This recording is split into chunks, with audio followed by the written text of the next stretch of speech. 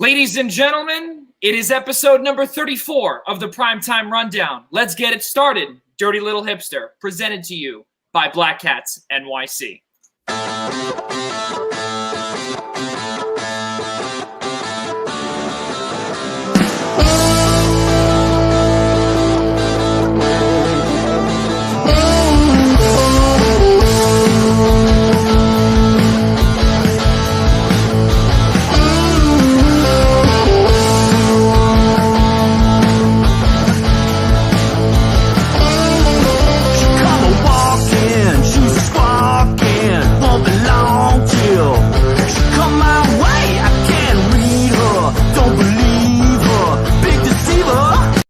Ladies and gentlemen, we welcome you live to episode number 34 of the Primetime Rundown right here on the Eastern Observer and the I-95 Sports Network, live on Zingo Channel 198, alongside my guys, Assistant Athletic Director for Athletic Communications, Ian Schraier at Adelphi University, and also Pucks and Pitchforks blogger, Rob DeLuca. I'm Joey Jarzynka. We cannot thank you enough for joining us here on this Friday evening. It is the 6-year anniversary of Derek Jeter concluding his home career, and I had to run just before to my little office over there and pick this up because I had to show everybody that I can't believe just by looking at this ticket it was 6 years ago, and I remember being there, and I remember once he got that walk-off hit against the Orioles, I started to cry, and your childhood is basically over at that point when I was 19 years old. And Ian, I know you're a diehard Mets fan, so you really don't have much to contribute to that. Well, I mean, look, I certainly remember when Derek came into the league in 1996 as the eventual American League Rookie of the Year. I'll never forget that game. I remember sitting at home watching the Jeter's final at bat at home at Yankee Stadium. And I remember the first pitch. I don't remember the pitcher on the mound that night, but I do remember him grooving like that first pitch down the plate, saying, you know what, if we're going to send Jeter off, let's do it in style. That's right. And Jeter pokes the ball the other way for the game-winning run. So, I mean, look, his 3,000th hit was a home run. He goes out of Yankee Stadium in style. I mean, certainly well-deserved for one of the greatest Yankees of all time. There's no doubt about it. Rob DeLuca, your thoughts on how crazy 6 years has gone by with Derek Jeter not being a New York Yankee? Or retired, really? Yeah, it's it's hard to believe it's already been 6 years. Especially because it felt like he was just here yesterday. It felt like just yesterday he was here, and now we don't even have the shortstop that ended up replacing him in Didi Gregorius. That's how much time has actually gone by. That's what gives me the reality check, is that the successor is no longer. We now have a great shortstop in Gleyber Torres, who is absolutely phenomenal player, having a struggling year at the moment, but who isn't? It's 2020. But yeah, I mean, just the legacy Derek Jeter left. He's the captain. There's a reason the Yankees don't have a captain right now. Because there never will be another captain. There never can be another captain wearing pinstripes in the Bronx. It can't be done. And not only that, Gary Sanchez stopped striking out so much, he could be there. Oh, sure. Listen, let me tell you something. I think we have seen the last of baseball captains after David Wright retired, because really, we don't really see much. The last three that I can remember, obviously, we just said it: David Wright, Derek Jeter, Jason Varitek. Those are the three guys that I know Rob and myself grew up with, and Ian, right in the middle of your life there. And it's crazy how fast time goes, and also 4 years to the day as well that Jose Fernandez left us tragically following a boat accident with a few of his friends, and what was who he was a promising prospect and a promising star in the making, a budding superstar. Unfortunately, is taken away by a boat crash 4 years ago. Again, how crazy time flies.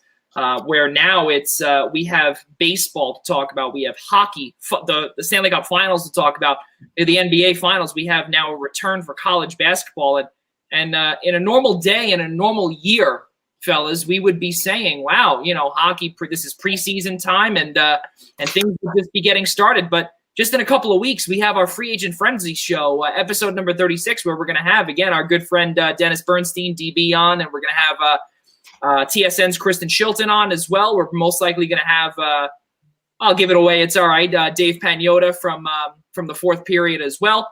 They'll both be on, but it's going to be tons of fun. And again, a weird year, and let's get it. Let's get started. Enough of my rambling here. And fellas, football, your Giants. What the hell? What happened to Saquon Barkley? I want to start with you, Ian, first. You're the football master. Well, I mean, I don't want to take that away from Rob DeLuca, but I give it to him. Let's start with you, Ian, on your Giants, and let's stay local. The New York Jets as well, because you also work there, and you were able to share a couple of pictures as well when you were there as one of the stats people. So give us a little bit of background on what you do there for the Jets, and then talk about your Giants on the other side of the locker room. All right, so let me get this. You threw a lot of things my way, so you want me to start talking about how I got involved with the Jets? Sure. Put it all together. I'll do my best to try to put it all together. So one of my good friends who I've known for as long as I've been in the sports information business, which is the better part of 15 years, he was named now 2 years ago the crew chief, the stats crew chief for the Jets. He's also the press box PA announcer for the Giants. I've been working with him now in regards to football activities at least for about 3 years. He asked me 3 years ago to come on and be his primary stats caller for the Pinstripe Bowl. So I've worked the Pinstripe Bowl at Yankee Stadium each of the last 3 years in a statistical capacity. So when he made the announcement that the funny story of it is he made the announcement that he was going to be doing stats for the Jets or running the stats team for the Jets. And I texted him and said, hey, don't forget about, your good caller at the Pinstripe Bowl. Don't forget, when you become the next statistician for the Super Bowl, don't forget about who the people who helped you get there. And he says, funny, you should text me and ask me that because you were my first call and I want you to come work for me. And I was like, oh, I really wasn't expecting that response. I was kind of just hoping for it to be a capacity where, hey, if they need a fill-in or someone to help out, I'd be glad to offer my services. And I've now in my third season working with the Jets as a statistician, and I really love doing it. It's certainly 2020 has offered quite the perspective after being at MetLife last Sunday and seeing how things operate there now from the last 2 years. But it's just great to be a part of that organization. It's great to be involved with the NFL.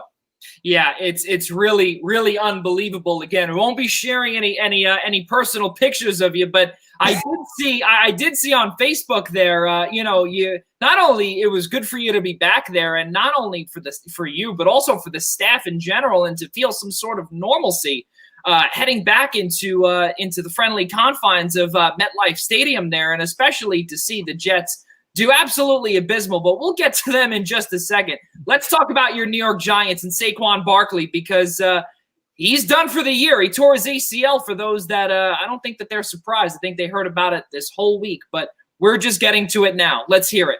Well, I mean, he's going to need to have some sort of reconstructive knee surgery. I mean, he not only tore his ACL, he sprained his MCL and did something to his meniscus too.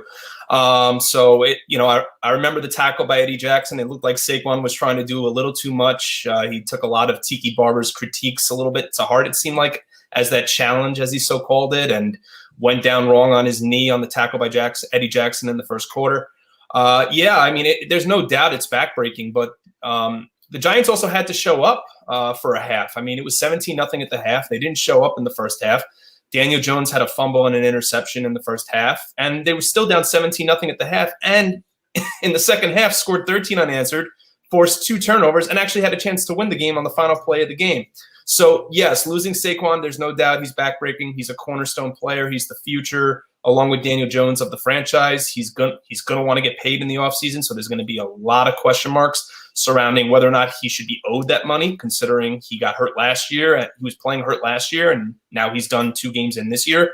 So, it's like I said, it's unfortunate for the Giants. I mean, the bright spot is the fact that it looks like the Giants are kind of buying into Joe Judge's coaching philosophy. I mean, most teams probably would have laid down. I'm sure Giants teams from the past 2 or 3 years probably would have laid down at 17-0 and said, let's move on to week 3. Let's move on to San Francisco. They score 13 unanswered and have a chance to win the game in the final seconds. So, and then on top of that, they signed Devontae Freeman. I mean, is he the same running back that he was 2 or 3 years ago in Atlanta? No, probably not. And they're going to ease him into the offense. He's going to get a very limited number of touches on Sunday against the 49ers. So expect to see a good combination between Dion Lewis and Wayne Gallman coming out of the backfield for the Giants. But we'll see how resilient they can be. I mean, Saquon's out, Shepard's out.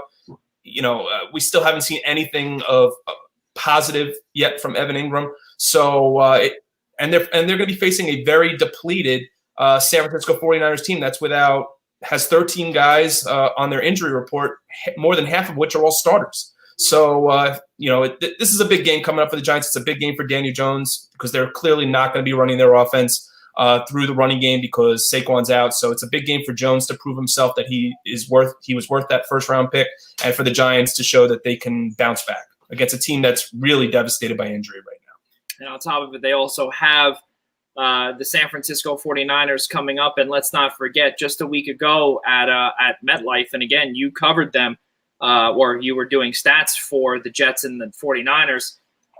Let's not forget, a majority of the starting lineup actually went down. Jimmy Garoppolo, obviously, he has a high ankle sprain. Nick Bosa tore his ACL. You already had Richard Sherman out. You had Deebo Samuel out already. I'm just trying to think a few more. Obviously, is out. George Mostert, is out. And Jerick McKinnon now is the Solomon one. Thomas is out. Tailback, right? Exactly. So now is the time for the Giants really they'll be able to. I personally believe potentially. This is their time where they could prove themselves, and if they get a win over the defending NFC champions, that could go a long way in their confidence in building this team and building building the confidence is really the best answer. Rob DeLuca, your thoughts? Yeah, I mean, this is not going to be some sort of walkover game because we're still talking about these same New York Giants who are one of the worst teams in the NFL in the past 4 years. They managed to find new ways to lose games as of lately. So it's just coming down to the fact that they have to get out of their own way and start playing they have to start playing Giants football. They got to get out of their own way and show up against a team that is still very talented, but very, very depleted. It is not even going to be remotely what they would have seen if they were healthy. But nonetheless, this is a game the Giants at this point have to win. And at this point, 1-2 after 3 weeks, that goes a long way in the NFC East. And that's also for a division right now that no team is going to run away with right now. I mean, thankfully to the Falcons choking away a game, the Cowboys are 1-2. The Redskins are down to 1-2. Oh, I'm sorry. Excuse me. We haven't hit. He's telling us what they are going to be. But yes, no. I mean, Washington's 1-1. Dallas is now 1-1. The Eagles and Giants are 0-2. We knew coming into the year that the NFC East was not going to be a runaway division. There was not one single team that any fan of any team in that division thought would run away with this division. It seems like it's going to be another year where the NFC East winner is probably going to be 9-7 or 8-8. But with regards to the Giants, I mean, I think this is really a Dave Gettleman on the hot seat, his future as Giants general manager game. I mean, this is a game that you've been responsible. You've been ahead of this team for the last 3 years. The Giants, their fan base, their owner at this point is fed up, and this is the game where you really need to show that you can come out and pull out a W against a team that is hurting very badly. I mean, granted, yes, the Giants are hurting badly as well, but at least their starting quarterback is in there. I mean, we didn't know much about Nick Mullins before the second half last weekend against the Jets. So this is a game the Giants have to have. Yeah, there's no doubt about it. And I mean, if I can interject, Joey, look, this is just. Ian said it perfectly. Everyone's fed up. And a lot of people, a lot of fans thought that Dave Gettleman should have gone with Shermer. They should have been fired together very clearly because it was clear the experiment failed. And the fact of the matter, and in my opinion too, firing one and not the other made next to no sense, because if in fact the Giants do find a way to lose this game, and again, we can't put that out of the ballpark. Ian and I have seen way too much over these past couple of years. So it's not out of the realm to lose this game. But yeah, if Dave Gettleman finds himself fired, you now can't, as Jim Mara, you cannot go out there and find the best GM in the game. You have to go out there and find a GM that'll work with Joe Judge, because you can't can Joe Judge after just 1 year. That's not fair to him. We brought him in for the specific purpose to turn this team around. We're not going to give up on him after 1 year, so it'll hinder the GM search should they need to replace Dave Gettleman, because you can't go out for the best. You have to go out with someone who will work with Joe Judge. Well, I will say this. I will leave it off with this because I know we do have to move on, but it isn't impossible for a head coach in this league to be fired after 1 year. We saw it a few years ago with Steve Wilkes with the Arizona Cardinals before Cliff Kingsbury came in. So there is a precedent there. But in the last 7 years, the Giants have had, and I know as Giants fans in a city that also houses the Jets that haven't won a Super Bowl since 1969, that we really shouldn't complain all that much, considering I know for me in my lifetime, I don't really count the 86 Super Bowl because I was 2 years old, but I've seen 3 Super Bowls in my lifetime. So I know as a Giants fan, I really can't complain all too much. But in the last 7 years, 1 playoff appearance, obviously the loss to Green Bay, the infamous trip to Miami game, and then 6 losing seasons. So something's got to change something's got to change. Eli Manning is no longer there. The future is Daniel Jones. The future is Saquon Barkley. Something has to change soon. And I think this is Sunday's game against San Francisco is going to be a real telltale for the future of the Giants front office. Yeah, there's no doubt about it. And just another statistic here: San Francisco is 4-20 without Jimmy Garoppolo as their starter since 2017. So you're right. This is the game that the Giants should have. But again, as you pointed out last time, Ian, or just a few minutes ago, Ian, Devonta Freeman, he's going to be getting limited touches, and it's going to be the Wayne Gallman and Dion Lewis show, and no Sterling Shepard either. Their number one, I would say their number one wide receiver will not be playing due to an injury, and now it's just going to be Golden Tate. So, well, I wouldn't call him their number one receiver. Their number one receiver right now is Darius Slayton. He is their number one wide receiver right now. Yeah. He's more their deep threat. I mean, I love Sterling Shepard, don't get me wrong, but his biggest issue has always been health. You know, everybody, it's been this way since he was drafted out of the second round out of Oklahoma. You know, ever since he's joined the team after the draft, when the Giants drafted him, I should say, he's really been injury prone. Everybody's like, oh, this is going to be the year for Sterling Shepard. Well, we're still waiting. 3 years later, this is going to be with Evan Ingram. Okay, we're still waiting, and both of them are in contract years. So, I mean, obviously, I know the situation with Shepard's a little more difficult because you know the talent that you see on the field. Yeah. But Slayton's definitely the number one wide receiver right now. He's their biggest deep threat. He's definitely, I mean, talk about a 5th round steal in the draft 2 years ago. But Shepard, I mean, his biggest issue is health. Yeah, I don't know if I said it here or not, but the depth charts will tell you that Sterling Shepard's our number one receiver. When you watch the games, you know that Daniel Jones's number one receiver is Darius Slayton. And you just see that their chemistry is off the charts good. Like from last year to what we've seen in the first 2 weeks, it's like it was like Eli Manning to Plexico Burress. It was unstoppable. It's borderline unstoppable. That is a bold statement from a Giants fan right there to consider. That is thinking we're going to win a game is bold enough. All right. Okay. Well, we will have to see. It's going to be Sunday, 1:00, San Francisco and the New York Giants here or at the Meadowlands in New Jersey.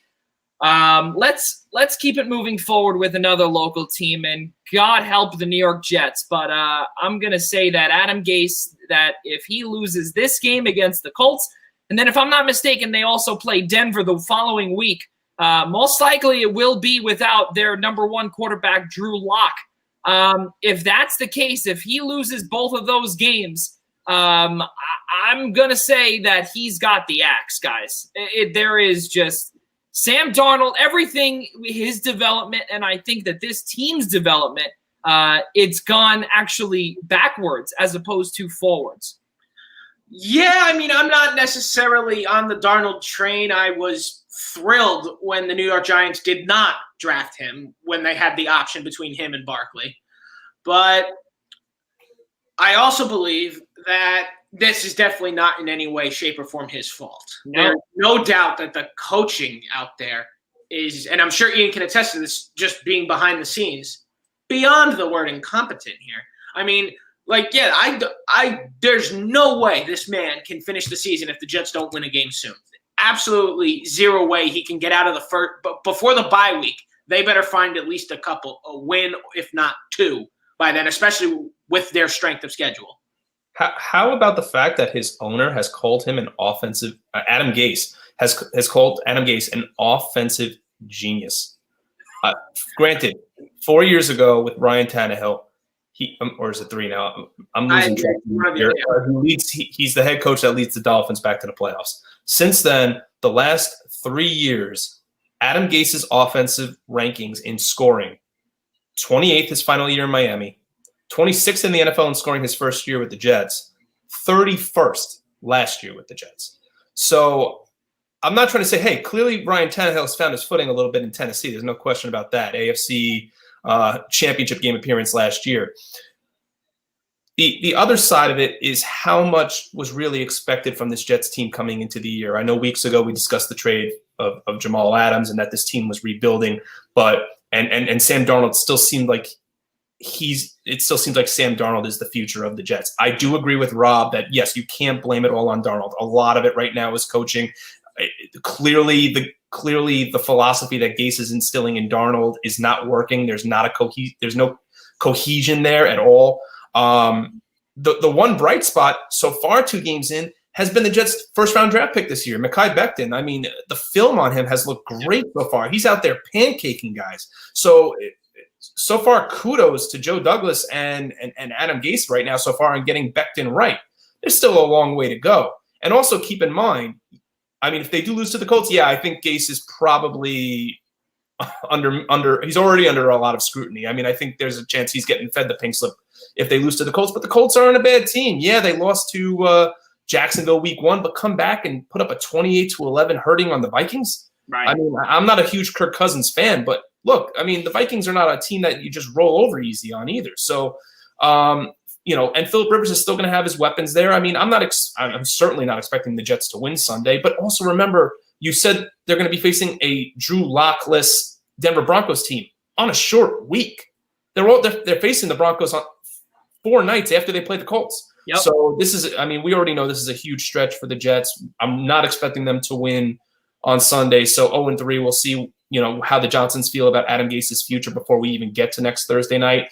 But it's hard to see how Gase maybe survives this weekend. But then again, Chris Johnson's called this man an offensive genius. So we'll see how long he stays on. I don't know what he's watching, but all I could say is that if you're facing a Blake Bortles, most likely we're going to probably see Blake Bortles, or we could see maybe he might just be the backup the whole time in the absence of Drew Lock. But on that Thursday night, Ian, as you said, coming off of a short week or, I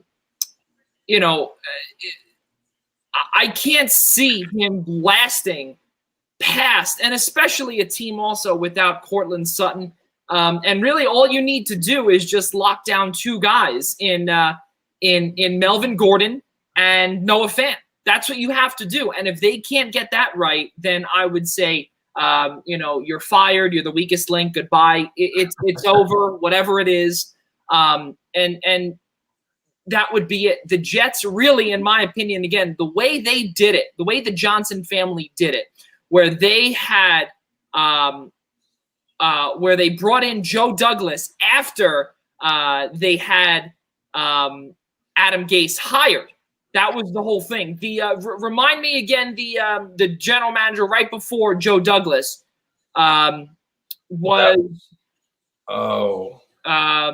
was, hold on just a second, folks. We have to just take a peek at that.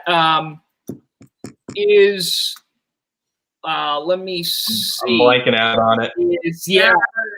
Oh, Mike Maccagnan, right? Mike Maccagnan was the general manager just before, and he was the one that brought in Adam Gase, and then all of a sudden, then they fire Maccagnan, keep on Gase, and usually how it is exactly what Rob was saying earlier, is that not a lot of teams fire their first-year head coach, but also we have to realize is that Adam Gase has been so bad, and also Joe Douglas did not hire this head coach, and usually general manager and head coach go hand in hand.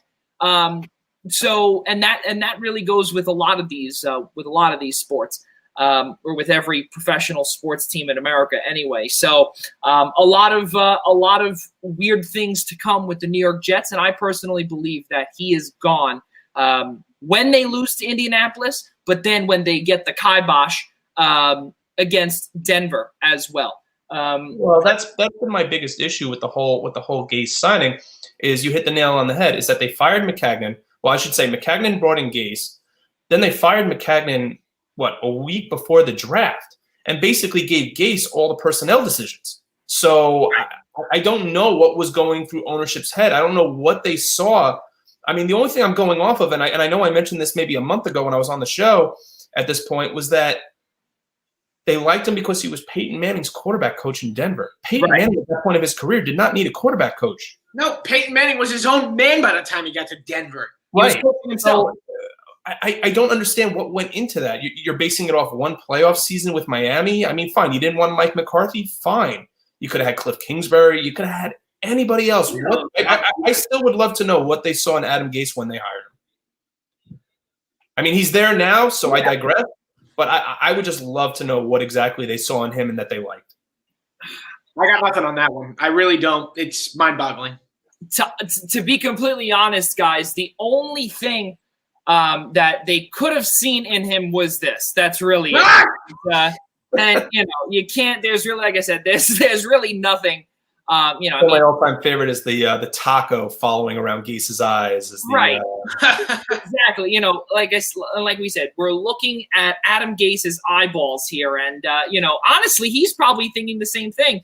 What the hell did I get myself into with the New York Jets? Because it's really not working out that well. And again, we cannot be blaming Sam Darnold either, because I personally believe that we have seen some good that has come from him. Obviously, some bad, some funny moments as well where he had mono. But we can't. Again, I don't want to call it funny, but again, yeah, I get I think we get it. He was seeing ghosts in the end zone, but. To Darnold's credit, I mean, I know the game was over already. I thought Darnold's, albeit it might have come against third-string defenders, but I thought the last touchdown of the game that he threw it to Braxton Berrios on the run was one of the best throws I think I've seen Darnold make in his 3 years of his career with the Jets so far. But yes, you're right, Joey. We said it already that there's no cohesiveness at all between Gase's coaching philosophy and the way Darnold plays. So, but the problem you're running into now is Darnold is now completing year 3. I don't know what their plans are come after the season if the Jets continue on this trend, if Trevor Lawrence is in the works.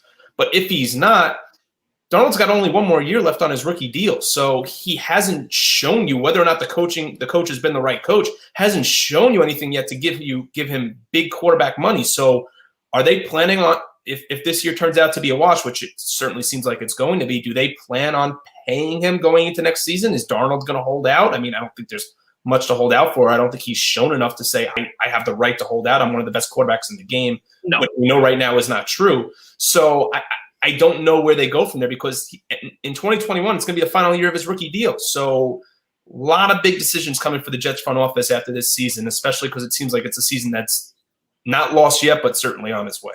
Well, it's very funny that you bring up certain teams that are on their way to a losing season, because the Las Vegas Raiders, fellas, are 2-0. They are 2-0, and yes, we did say the Las Vegas Raiders. They opened up their new building, Allegiant Stadium, just right across the street or right across the I-5 over there in Vegas, right on the Strip.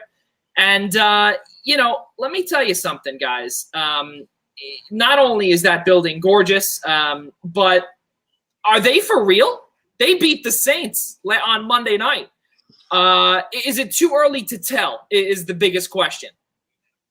Well, I think the next few weeks, Joey, are certainly going to tell the tale for the Raiders right now. I mean, it's hard not to like the outlook of what you're seeing. If you're John Gruden, if you're Mike Mayock, and you're looking at your offensive pieces on the field, it's hard not to like what you're seeing. First week at Carolina, Josh Jacobs runs for 3 touchdowns. Monday night against the Saints, Derek Carr throws for 3 touchdowns. Your tight end of the future, Darren Waller, 105 yards receiving and a touchdown. So it's hard not to like what you're seeing offensively right now from I was about to call them the Oakland Raiders, from the Las Vegas Raiders. Listen, I certainly didn't expect them to be 2-0 after Monday night, but you have to like the outlook so far. But I think the next 4 weeks is going to be very, very telling.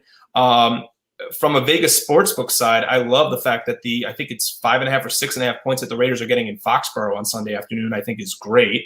Yes. After that, they're going to be home for Buffalo. Then they're in Kansas City, and then they're home for Tom Brady and the Buccaneers. So we're going to get a real crystal clear picture of what's going on with the Las Vegas Raiders by week 6, if not soon. It's really crazy, guys, to see. Also, the last time that these two teams met in the regular season, Patriots won 33-8 in Oakland. That was in the Coliseum, November 19th, 2017. And also right now, guys, their defense is ranked 25th out of 32. But again, there are these players such as Darren Waller, Hunter Renfrow. And hey, I will tell you one thing, guys. This is another thing I want to throw out here. Is it me, or did Nelson Aguilar look like he can actually catch the football out in Las Vegas? Rob DeLuca, I got to ask you that question. I mean, hey, maybe he just needed a better quarterback. Yeah, hey, needed a better quarterback. Wow, shots fired, huh? Shots fired. We'll get there in just a minute. But, Rob, your thoughts on the Las Vegas Raiders. I was about to say Oakland. I mean, that'll take some getting used to. But right. For Vegas, I mean, this is fantastic. This is more than ideal for the people of Las Vegas. You know, they're like, they're excited they're getting an NFL team, but at the same time, you think back, it's like, it's the Oakland Raiders. Oh no, and everything they've done the past couple of years, which is a whole lot of nothing. So it's like, what are they going to expect to start off 2-0? And honestly, sometimes you just have that adrenaline of being in a new place, I would say new atmosphere, even though they've been fanless games. Maybe that's it. The pressure of no crowd, the no pressure and no crowd thing is probably to their advantage, maybe. But on the other hand, just the way they're playing, they're playing as a team. They're playing their style of football. They made the Saints play. I almost said Oakland Raider football myself, but Las Vegas Raider football. Mm-hmm. They are playing their game. But as Ian said, the big test is definitely the next month. By the end of week 6, we will see if they are for real or not, and it definitely starts in Foxborough on Sunday. And don't forget also, guys, too, Michael Thomas was not playing either for the Saints. There were some talks and some rumblings that should the Saints be scared that Emmanuel Sanders is starting quite slowly. But again, he's brand new to the system. And also he barely got any reps in preseason. But then again, as I say preseason, there was no preseason. So it's so difficult to say that. And also the same goes with Traquan Smith as well, who is now looking to potentially jump over Emmanuel Sanders in that depth chart if we want to, when Michael Thomas does return to potentially be that number 2. But we'll see what happens. There's a ton of time left, and also even though we continuously see the same stat every year of each team that starts 0-2, obviously the Saints are 1-1. They're 1-1, yes. But for a team that sometimes starts 0-2, The chances of them making the playoffs are in like 25, 26 percentile. Actually less, Joey, 12.5%. 12 points, so it was half of that. So like I said, there's a lot of teams there that do include the Philadelphia Eagles. We'll get to them in a minute. The Houston Texans, the Giants, the Vikings, which is the next topic as well. The Carolina Panthers we knew already, and the same thing goes with Detroit as well. But again, we knew that they weren't going far either. So just one little quick thing about how Rob DeLuca said there was a possibility that Nelson Aguilar needed a new quarterback. Well, I don't know if this guy thinks if he thinks the same way, because listen, and we remember that. I don't know if Ian remembers that, but no, I don't. So I was like, well, that's okay. So there was a video about a year and a half ago when there was a baby that fell out of a burning building. And, that's right. And he was the one that said, "Oh yeah, they're dropping them, I think, or dropping like flies or whatever." And then he referenced Nelson Aguilar and dropping passes, but they were talking about dropping babies. I remember that. And then didn't Nelson Aguilar the next game go off of 100 plus and a touchdown or something? Yeah, like that? Yes. He went off of that, and then he also tried to find that guy and give him a lot of memorabilia and also tickets to the next game as well. So that was pretty cool. But yeah, so a lot of good stuff there, and a lot of good comedy, if you will, as we like to integrate that into our show. But let's keep moving forward here.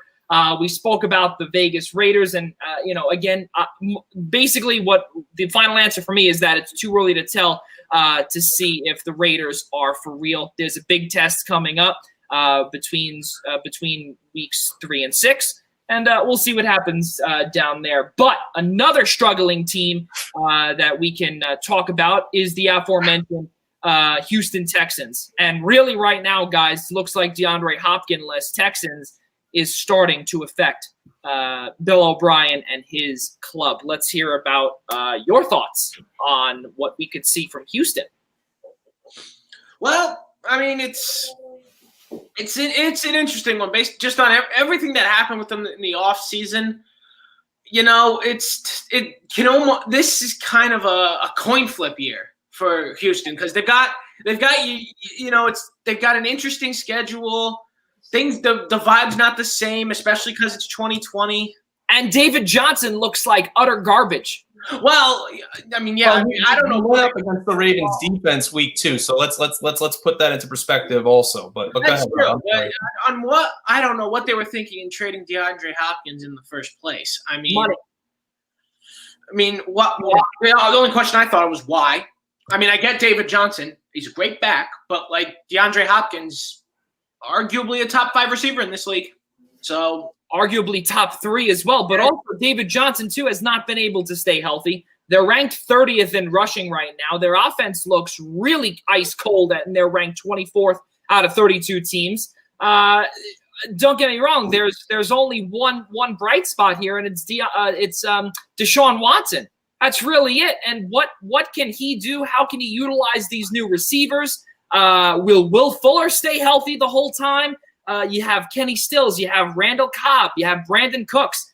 Ian, your thoughts on Houston, because it's not looking good, and they face another humongous test, the 3rd-ranked defense in the entire NFL through Week 3, the Pittsburgh Steelers. I'm actually going to disagree with you, Joey, and I'll tell you why. I'm not so sure Deshaun Watson's really been the bright spot so far for that team. I don't think he's really actually stepped up to into the limelight that he really needs to. The Texans right now, following his extension as well. Yeah, I mean, the Texans right now are bottom 10 in the National Football League in total offense, first downs, and 3rd down conversion percentage. And I really want to highlight 3rd down conversion percentage because, fine, you want to say David Johnson had a bad second game? Yes, he did. I mean, he went up against one of the most vaunted defenses in the entire NFL in the Baltimore Ravens. But with Deshaun, 3rd down conversions. 90% of the time the ball is in the quarterback's hand on 3rd down to try and put and move the chains. So you're bottom 10 in those 3 categories. You're bottom 5 in the AFC in all 3 of those categories. And then on top of that, Deshaun has yet to eclipse 300 passing yards either of his first 2 games since the extension as well, Joey. So it begs the question, and to to belabor the point with regards to DeAndre Hopkins, believe it or not, the Texans at the end of last year were ranked 15th in the National Football League in passing.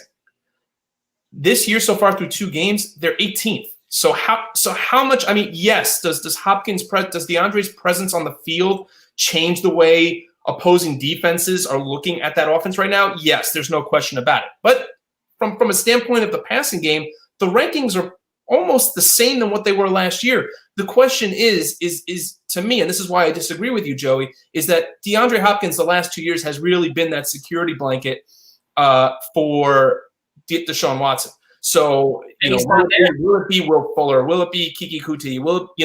Who's going to be the receiver that steps up? But I want to see Deshaun Watson start to become the player that his receivers rely upon, rather than Deshaun relying on his number 1 or number 2 wide receiver to come up with the big play. The security blanket's no longer there, and clearly their rankings right now in the NFL in terms of offense and yardage and third down conversions and first downs, a lot of it to me is leaning more on the fact that Deshaun Watson is not performing where he needs to be right now. So even though that the entire receiving core is basically different, minus the 2 of Fuller and Kuti, you still believe that even though that his security blanket is gone, you truly believe that he can perform better, even though that there's no chemistry with no preseason. I'm not saying better. I'm saying I think he could still perform to par to where he was last year. I don't think that there's a reason that we've seen. I mean, I know everybody gets compared to Brady because Brady is Brady, or you want to compare them to Montana because they got the best out of the players around them. But with regards to Deshaun Watson, yeah, I think he can at least stay on course from where he was last year without DeAndre Hopkins. Yes, I do believe that. I do believe that Brandon Cooks could become can be that number 1, if not that complimentary number 2 receiver. We saw him do it with the Rams. We saw him do it. We saw him do it with the Saints. There's no reason why he can't be doing it with the Texans. I mean, last week against Baltimore, he was their leading receiver with just under 100 yards receiving. So there's no reason to me right now.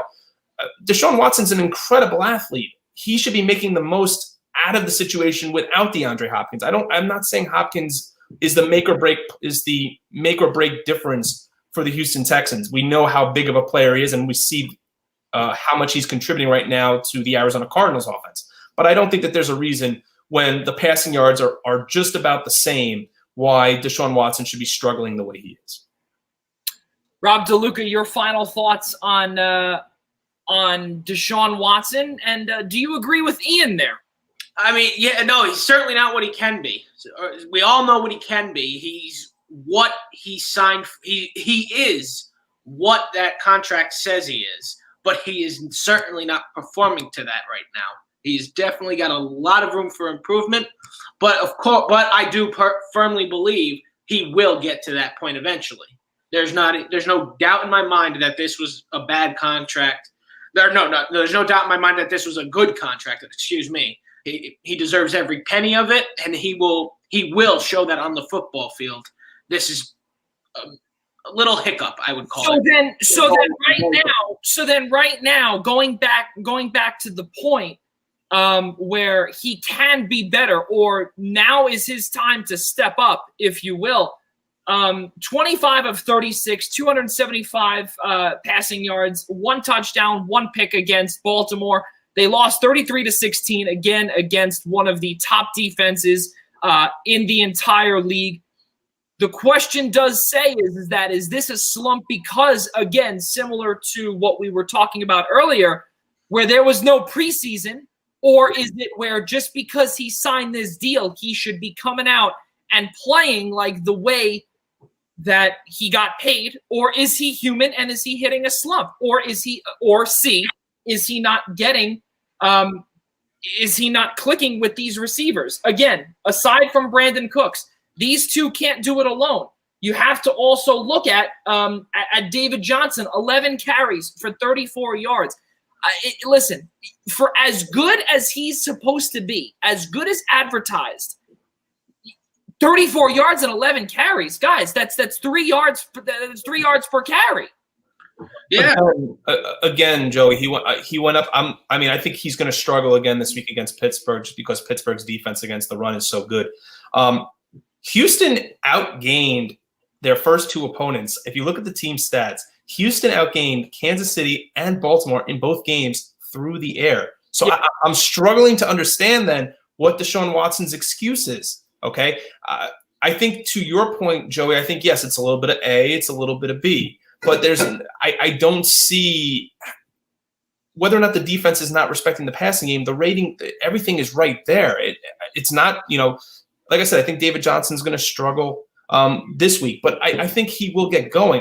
I'm not saying that Deshaun is not performing because he finally got his contract. I'm not saying that Deshaun's not performing because he's not clicking with his receivers. But we all know that when you get paid like a big time quarterback, they expect big time results. And week one, you look back at his numbers, and generally you would look at his numbers and be like, wow, his numbers were pretty good. He was efficient. Yeah, he was efficient. But keep in mind, both of his touchdowns, I believe, his passing touchdown and his rushing touchdown, I think he threw for 2 touchdowns, all came in garbage time. The game was over on opening night before Watson got going. Well, at that point, Kansas City is just giving up completions over the middle to run clock. The game was over at that point. So we need to be putting a lot more stake into what's going on with Deshaun Watson. Yes, he's being efficient, but at the same time, he's not performing anywhere close to what we've seen the last 2 years. And teams need to make adjustments when they lose their star number one wide receiver, which they did actually via trade. So they actually traded him away. But when you pay Deshaun Watson like a big-time quarterback, you need to put up big-time results, and he's not doing that right now. Looking now towards or going a little bit farther west to bring back to what we were talking about with the San Francisco 49ers, guys. Even though that they will be playing the New York Giants, I want to lean towards now the San Francisco side of things.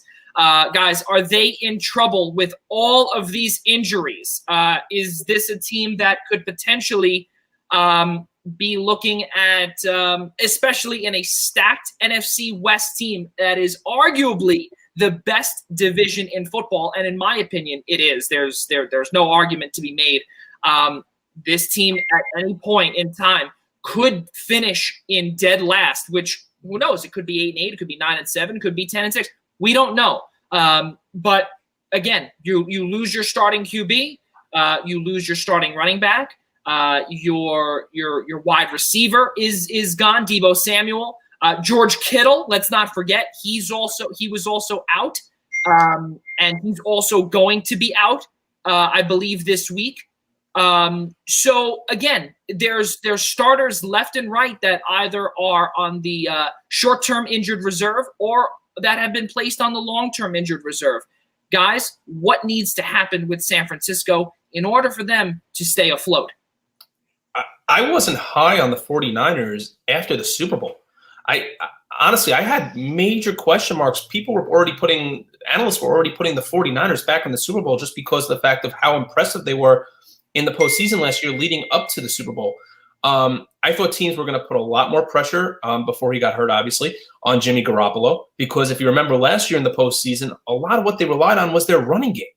A lot of it was Raheem Mostert. Yeah. Like if you look at some of the stats from the divisional round, the NFC Championship game, a lot of it was off of the play of Raheem Mostert. And Jimmy Garoppolo, week 1 against Arizona, he was good. He wasn't great. He threw for 259 yards, 2 touchdowns.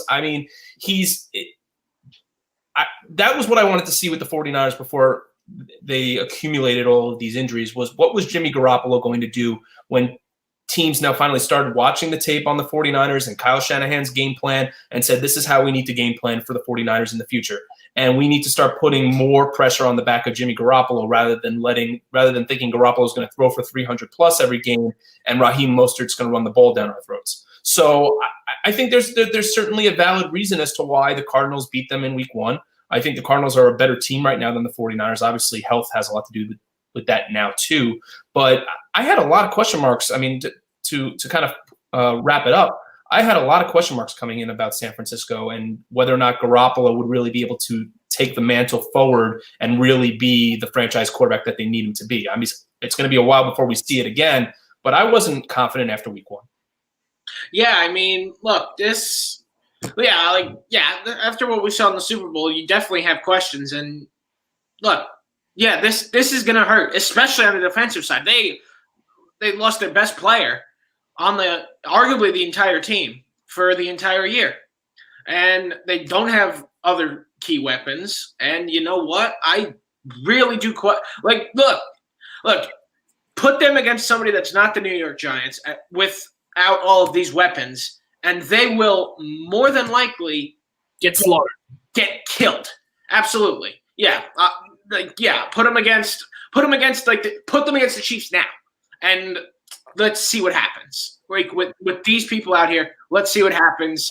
Take the Chiefs in the spread every single time. Well, you remember a big part of why the 49ers lost the Super Bowl last year was because the Chiefs, aside from Mahomes being Mahomes, exploited the 49ers and took away the running game and forced Garoppolo to throw the ball. I mean, the first half, Garoppolo had nothing going at all. Thankfully, the game was still close, and really the Chiefs pulled away in the fourth quarter. But there was nothing in the Super Bowl that made me feel confident and said, you know what, in 2020, and this is when we actually thought there was going to be no pandemic and that fans would still be in the stadium come September and we'd have preseason games. Yeah. I didn't feel confident about the 49ers after the Super Bowl at all. No. Yeah, it's again, we look at now, I think who did they just sign? They just signed Mohamed Sanu, and the reason why is because of that chemistry that Kyle Shanahan had with him down in Atlanta. It's really not a good situation. Deebo Samuel is out till week 5, as we were saying. Nick Bosa was hurt. Richard Sherman is done. There's not, and they also traded, which might really, I don't want to say it's going to come back to bite them, but it could at some point with DeForest Buckner being traded out to Indianapolis. He might just be, I don't think he would have been the X factor or the difference maker, but when we look at all these injuries and we're starting to see the second string offense and defense take on the New York Giants first string on both sides, he could have been a potential run stopper. He could have been something or another that could have potentially stopped a third down or forced or put pressure on Daniel Jones this upcoming weekend. We don't know. But again, I don't want to revisit that trade because I still think that was a fantastic one amidst all the injuries. And I think that the way it is with a stacked NFC West division, this team could conceivably finish dead last. And again, dead last could still mean 8-8 or 9-7, whatever. This team is in big trouble. If they cannot get their weapons back one by one. And it needs to start with Jimmy Garoppolo. It has to. Even though, as Ian did say, Raheem Mostert, where they are a run-first team, they were exploited by the Chiefs in the Super Bowl. That is their bread and butter. But they need something. They need a little bit of George Kittle. Excuse me. They need a little bit of him back. Need a little bit of Deebo Samuel back because he looked very good last year in his rookie year. Was it a flash in the pan? Time will only tell with that team. Two more things here on the NFL side. Atlanta blowing a massive lead, guys, to Dallas. They were up by, I think that was like 20 points they were up. And why is Dan Quinn still employed is what really I want to know, along with the rest of all of our viewers. Why is he still here? I mean, because they score a lot. I don't know. The problem is that they give up however many points to. That's just the problem. Matt Ryan is so good. I feel so terrible for him because he really. It's him and Julio Jones out there. It was, but at some point it gets at some point it gets old, and at some point things need to be changed, and oh boy, do things need to be changed in Atlanta, because I could not believe that game was over. Dallas was dead. All you had to do was recover an onside kick. That's it. You watched it, and you watch it roll 10, and you watch it roll the 10 yards. as opposed to just picking it up early when you can touch it. Dallas can't. Go for the ball. And instead you let it roll, and Dallas is able to dive right on it. Sometimes, it's not good to nitpick, but, it's the little things that'll cost you big games, and that's what we just saw with Atlanta. The only piece I love so much about Dallas actually winning the game is the fact that Jerry Jones is celebrating in his suite and thinks actually that his team might actually still be good. That's what I love more than anything, is the fact that maybe he forgot his team was trailing by like 18 points in the fourth quarter. But nevertheless, I mean, I agree with Rob. I don't have too much to add to what he said with regards to the Falcons. I mean, right now they still do have a top 10 offense in the league. A lot of that is built off the fact that Calvin Ridley is really overtaking the number one role, what it feels like right now, from Julio Jones, just on how often he's being used in that game plan. But they've also allowed the most points in the NFL. And Dan Quinn came over, remember, as a defensive coordinator from Seattle. So after they had won the Super Bowl. So I think there's a lot of question marks regarding Dan Quinn's future. I don't think Arthur Blank, the Falcons owner, has referred to I should say Dan Quinn as an offensive genius, like Chris Johnson has referred to Adam Gase. But I would certainly put them in very I would certainly put them in very similar boats. And I think the Falcons have a very winnable game against probably one of the weaker 2-0 teams right now in football, in the Chicago Bears this weekend. I think this is a game they could win this week. They're home against the Bears. I'm not thrilled with what I've seen so far from Chicago. They're also banged up. Allen Robinson wants out. I'm not so sure even if David Montgomery is going to play this weekend. So Trubisky's, did not have a good second half against the Giants. So there's no reason to think that maybe why the Falcons can't pull a win out in Atlanta this weekend to keep Dan Quinn's job. It's true, because again, we look at what Mitchell Trubisky has done in his first two games right now, and you said it, Ian, definitely a weaker 2-0 team. But right now, Mitchell Trubisky is playing right now for his job as well, because he has a Super Bowl MVP sitting right behind him, waiting to go into a playbook that he is fairly familiar with. And Mitchell Trubisky is sitting there hanging by a thread and coming back from 17-0 deficit. So, hey, listen, it can happen. And are we really going to talk, Joey, about how Nick Foles won the MVP on a play called the Philly Special? Is that what? Throwing. You mean the play that should have been flagged for illegal formation? Yeah. I see the salt. I hear the salt. I hear it all. Well, there really shouldn't be too much salt. Both our teams are horrible. So what are we worried about here? And you know what? And it's very funny that we bring up this Eagles team, because that actually brings us into the next part. And the Minnesota Vikings both, and also the Philadelphia Eagles, they're both 0-2 right now. And guys, really right now, again, there was so much talk once Yannick Ngakoue was traded from Jacksonville to Minnesota that this team could potentially again compete with Green Bay and potentially overtake them as the NFC North champions. They made it in as a wild card last year. They upset New Orleans last year. They did really well in the playoffs. Kirk Cousins finally got, I think that was his first playoff victory in Minnesota, but I think that was his first ever playoff. Yep. Well, right. So right now they're 0-2, and Kirk Cousins is not looking too hot. Again, Stephon Diggs is not in Minnesota. Adam Thielen is now the new number one. But how much blame can we put on Kirk Cousins? But how about the defensive side of things, guys? Really not looking too hot on that side of the football either. No, not at all. I'm shocked. Between an all-pro defensive end and Danielle Hunter, and then you have Yannick Ngakoue on the other side. And this is a team that is struggling to get to the opposing quarterback 2 weeks in. I think if you want to go back to the whole discussion with DeAndre Hopkins, I think the team that's missing their number one wide receiver the most right now is Minnesota. Yeah. Stephon Diggs stretched the field for you and created opportunities for Adam Thielen, who's a slot receiver and a possession receiver. So I think if there's any team that's really missing their deep threat, certainly more than Houston to me, is Minnesota. I actually was in the offseason was the other way around. I'm like, Houston is going to miss DeAndre Hopkins terribly. And where are they going to go from there? And then, it's a great move. Send Stephon Diggs to Minnesota. I'm sorry, send Stephon Diggs to Buffalo. They'll be fine with Adam Thielen. It's been the other way around.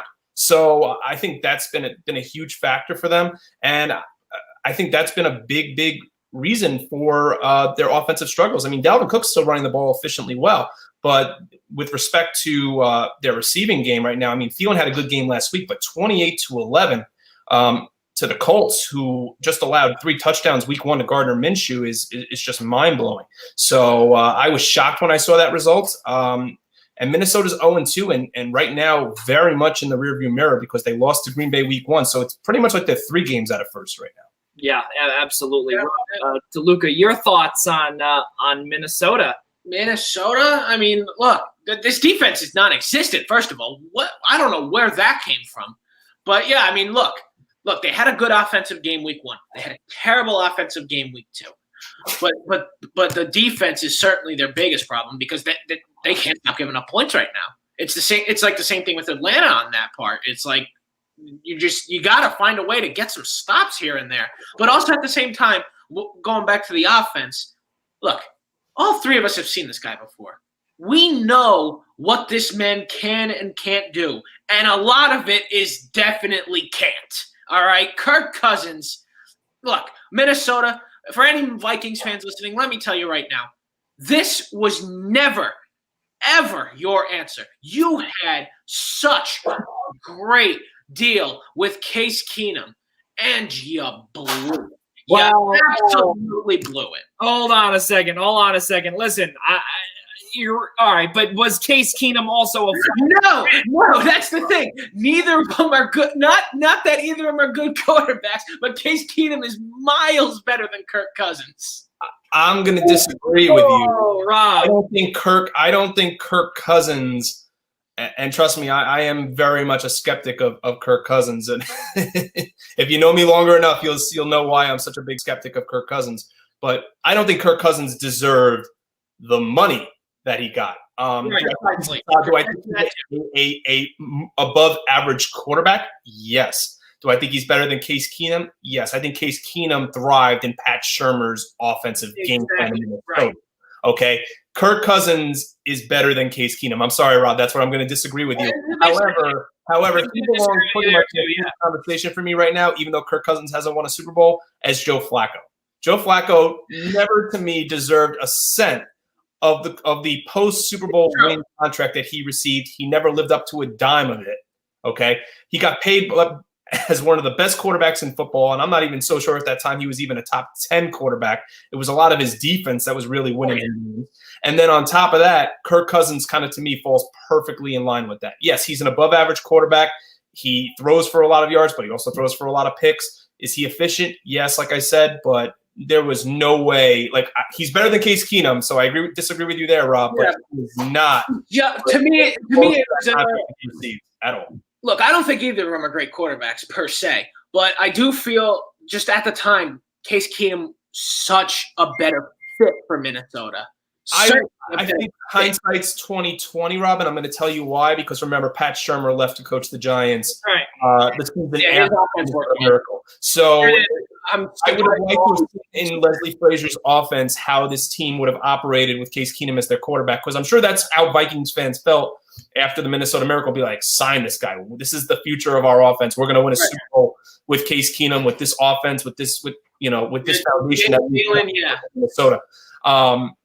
I still don't think it was the wrong move to sign Cousins. You knew Cousins was going to get big money, but there was no way he deserved that kind of money. It's just the way the NFL works. He was coming off a good final year in Washington. The salary cap was increased, so there's a new highest paid quarterback in the NFL, and at that time it turned out to be Kirk Cousins. And do not forget, by no means was he worth that.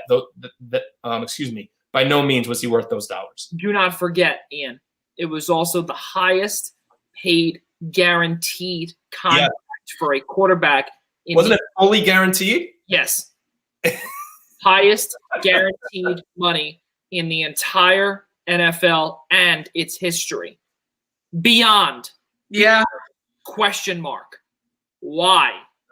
I mean, hey, listen, you put all that faith in, and you think to yourself, okay, well, this guy can really put us over the top. Has he? No, he has not. He won you one playoff game. That's what you're paying $84 million guaranteed. And on top of it, too, last year, he also got an extension as well.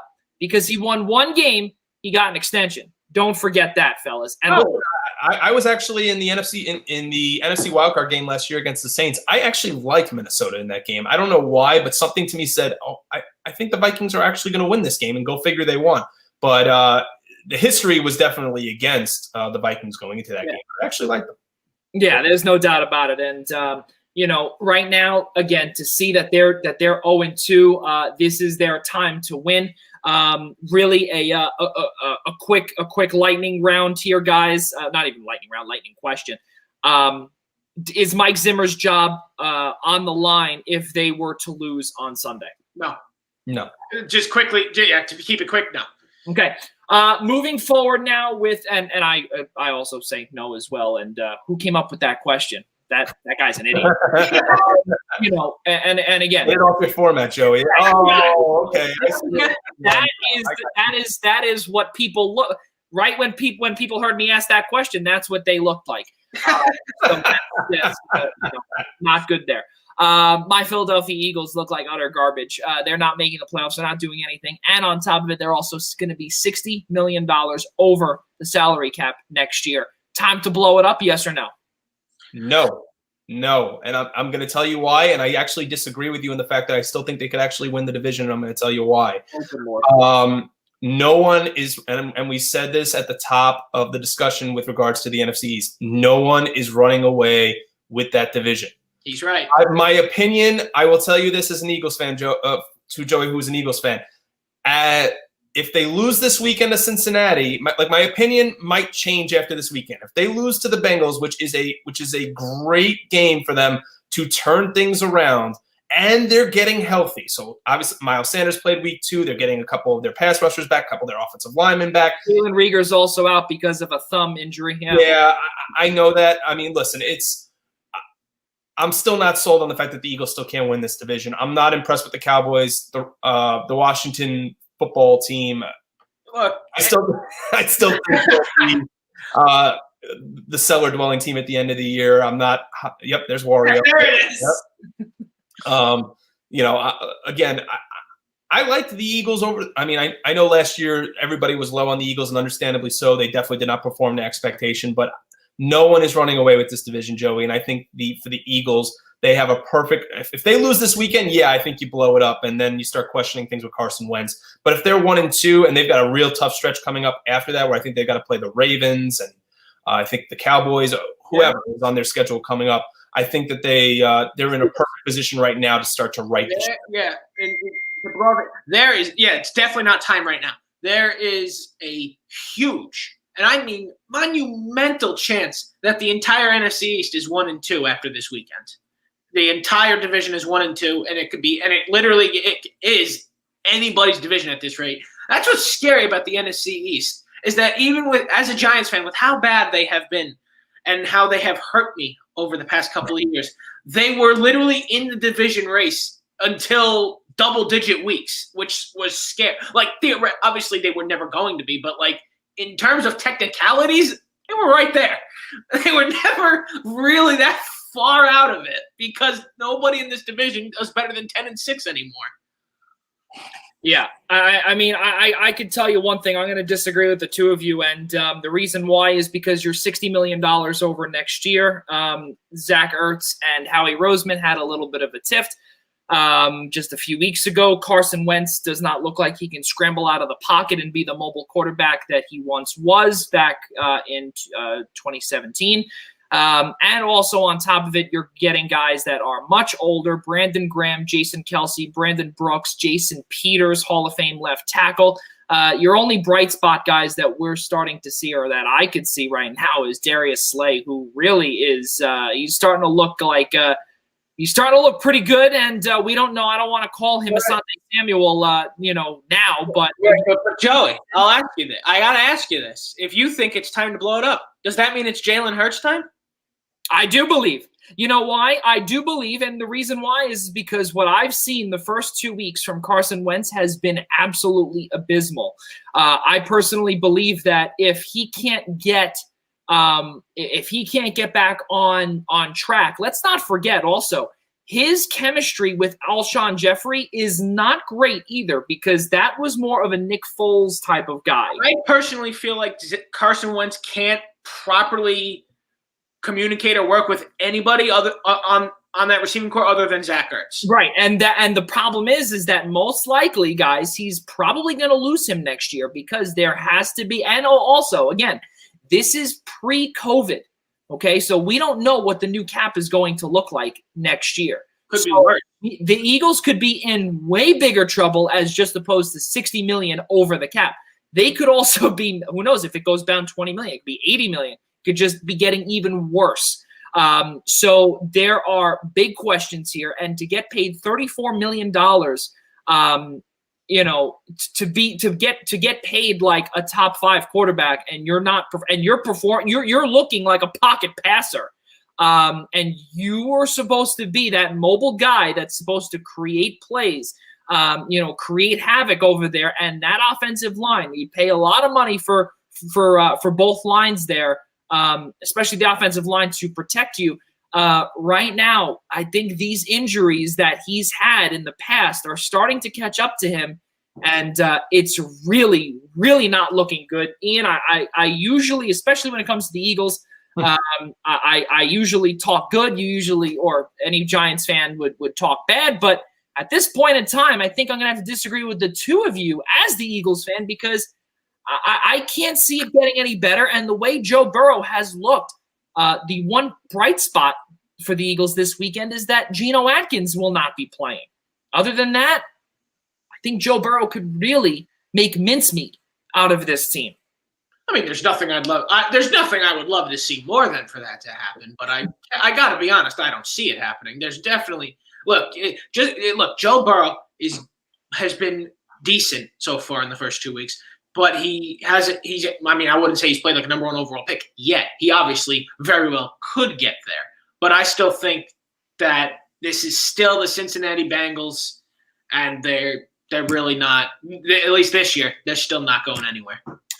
Recap of last night, Dolphins-Jaguars, guys. Each of a game, Gardner Minshew looked like a lock, and Brian Fitzmagic looked really, really good. Ian Schraier, our final topic in the NFL this week. Fitz, man, top 10 in the league, completion percentage, passing touchdowns, and quarterback rating. I'll leave it at that. I just can't believe it. He is literally Fitz magic. He's something else. I mean, granted, the game itself was your typical Thursday night nap, but I mean, Thursday night football is really dying a slow, painful death if we're being serious. But the game overall was fine. I made some money off the Dolphins, so that we'll always take that. So just typical. Must be nice when someone lives in New Jersey and can just do that every single night if they so choose, huh? I love it. It's fantastic. He's so lucky, guys. As of 4:50 p.m., just a couple of hours ago. Right now, the Yankees are slated to play the Chicago White Sox in Chicago. If the playoffs were to end just 3 hours, or if the regular season was to end just a couple hours ago, right now it's supposed to be 1 versus 8, Tampa versus Toronto, Minnesota versus Cleveland, 2 versus 7. Cleveland also just came off of a 4-game sweep against the aforementioned White Sox. The 3 versus 6, Oakland and Houston. The American League, the National League, Dodgers, the 1 seed against the 8 seed Giants, 2 versus 7, Atlanta, Cincinnati, Chicago versus Miami, 3 versus 6, the Cubbies, that is, and the 4 versus 5, which I think will most likely be the best matchup, San Diego and St. Louis. Guys, what are we looking for in the final 3 days? We'll consider today a day, so 3 days, today, tomorrow, and Sunday, of the regular season. Ian, start with you, as you're a Mets fan, and we're looking forward to Steve Cohen. Oh, I can't wait. But with regards to the final 3 days, I mean, still final 3 seeds in the National League, still waiting to be decided. Games already going off. You got Philly only 1 game back of the Marlins. But neither team has an easy road. I mean, the Yankees right now are still jostling for position. They've got a 3-game series with the Marlins. The Phillies right now are playing the Rays, who just locked up the American League East. You have Milwaukee, who's only 1 game back of the Giants for the number 8 seed, 1.5 games back of the Reds for the 7. It's going to be a great final weekend. And some of these teams really don't have easy games on tap. I mean, the Reds are playing the Twins right now, who I think we mentioned are the number 2 team right now in the AL postseason race. Yeah. Milwaukee's right now in the thick of a doubleheader right now against the Cardinals in Game 1. I think they're up 3-0. The Brewers are. Yeah. So I mean, that's what I'm looking forward to the most at this point. I mean, in terms of a conclusion to the regular season, because it seems like the American League, as we mentioned last week, is officially locked up. With the exception of seeding at this point. Toronto locked up the 8th spot, and they're actually beating the Orioles right now. 6-0. Yeah. So with regards to the final 3 days, that's what I'm really looking forward to. The team I really think is going to actually come out of the woodwork and actually grab a postseason spot is Milwaukee. I mean, they have been by far and away the biggest disappointment in the National League this season, even albeit it's a shortened season. I still think they've been a huge disappointment. This is a team that coming into the year was expected to be one of the leading teams in terms of hitting. In fact, they entered tonight only hitting .225 as a team. They have one of the worst strikeout rates of any team in baseball. So I think they're gonna turn it around. I think it's got to happen at some point. There's no way that Christian Yelich can still be hitting .205. I just think that they're going to find a way to back into the playoffs. I know Corbin Barnes right now is on the shelf with some back discomfort, but I think they're going to find a way to get in. They're only a game back, as I said, of San Francisco for the number 8 spot, and I think they're actually going to make some magic if they get in, I should say, come next week. Yeah. Now, to finalize that, Ian, who do you believe Milwaukee will overtake? Would I be so crazy as to say it could be the LA Dodgers? I mean, the Cubs aren't anything impressive either. I mean, if you look actually at the Cubs probably at the start of the season were probably considered the best team in baseball and then hit such a huge tailspin. The Dodgers have yet to prove it when it matters most. And listen, the Brewers are not a team to sleep on. I'm not saying that the Brewers are going to come out as an 8 seed and upset the Dodgers as a 1 seed, but I think that they could create a lot of noise. I think that they're just talented from a hitting perspective. They have one of the best closers in baseball in Josh Hader, who's had a disappointing year. At some point, I think the Brewers just have to turn it around, and what better time than if they make the playoffs? Also, that actually wasn't the question, but that was phenomenal. I meant to say, which team will they overtake to get into the postseason? No, I'm sorry. Honestly, no, that is a fantastic answer. I mean, it was great. Oh, no, I appreciate the analysis. And not only that, too, I think that is you know what? That's a perfect question now for Rob and myself. Go ahead. Ian. You want me to continue, or? Yeah, I want okay. either Cincinnati or San If I had to guess at this point, I'd probably say San Francisco over Cincinnati. But then again, Cincinnati's got a tough road to finish 3 games with the Twins. I would not be surprised to see them overtake Cincinnati. I know a lot of teams, a lot of analysts are pretty high right now on the Reds because they're finally finding their hitting, their bullpen. They were supposed to be something. Yeah, I mean, they were dead in the water. I mean, their bullpen has dropped a full point off their ERA, so they are performing well at the right time. They've got an NL Cy Young favorite right now in Trevor Bauer.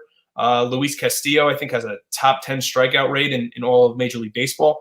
So it's hard right now to go against the Reds because they're hot, but I think they're also running into a really hot team right now with the Twins. So I think it's, we'll see what happens tonight and over the next couple of days. Right now, I'm going to say San Francisco simply because their hitting is so hot and cold, and the Reds are hot right now. But I wouldn't be surprised to see them overtake either of those teams. But for now, for the time being, I'll say San Francisco. So could my prediction of the Reds being really good now come back into play? Who knows? I'm still not sold. Really, I'm really still not sold. I'm happy for them that the bullpen's finally putting it back together. That they, like I said, Eugenio Suarez, who didn't hit the first 2.5 months of the season, is finally hitting again. So yeah, are they hot at the right time? I also think that they're in probably, arguably, the most overrated division. right now in baseball. I wouldn't say the worst division because that wouldn't be true, but probably the most overrated. I mean, think about how much the Brewers struggled this year. The Pirates have been a doormat. The Cardinals haven't been consistent. The Cubs haven't been consistent. You want to talk about the most Jekyll and Hyde division in all of baseball right now. The Reds certainly took advantage of a division that just clearly one team did not want to just single-handedly come away. Right now it is the Cubs because of the hot start they got out to and they finally refound their form, but there's no one in that Central Division right now that I like. But I think the Brewers, like I said, could get hot at the right time. And if they sneak into a playoff spot, I'm not saying that they'll win in the wild card round, but I think they'll be a lot better than advertised as they've been in the regular season. Rob DeLuca. Yeah, I mean, look, Ian did great there with all the answers to those questions. I'll help give us a little Yankees perspective as a Yankee fan for you and I, Joey, and the fact that Garrett Cooper has already taken J Happ deep to right, so it's 3-0 Marlins after half an inning.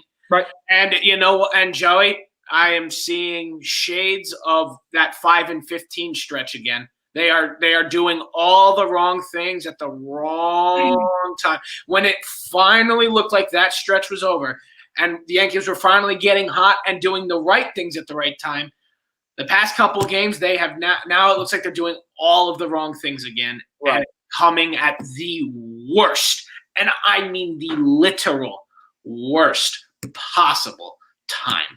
This is not at all what you want to see from the New York Yankees. This does not look like a team that can beat the Chicago White Sox, or to be honest, they might not be able to beat any of them out there right now. The way they're playing right now, they're not going to beat anybody because they're just out there. Look, they had that one good game against Toronto the other day, and then they get blown out the next night, and then they lose again last night. It's just the consistency is the problem with the New York Yankees this year right now, and it's been that way all season between the hot stretch to start, the abysmal stretch now, the uprise, and now another downfall. It's very, very inconsistent, and it's very, very scary to see when this was a team who not only had World Series aspirations, that they are not even division champs this year. That was supposed to be a layup, and they blew it. Rob, you can't tell me that you think that the Yankees this year, at least coming into the season, you thought with that rotation, even with Garrett Cole, that you thought that team would be a World Series. No, but the thing is the way people put it is that the lineup was so stacked that which again I believe was a mistake, but that the lineup was so stacked it wouldn't matter, which never is ever true, which annoys me. But then again, it just bugs me that that's how they run things here. They don't help's not coming. They say, you just got to work with what you have. That's the Brian Cashman way.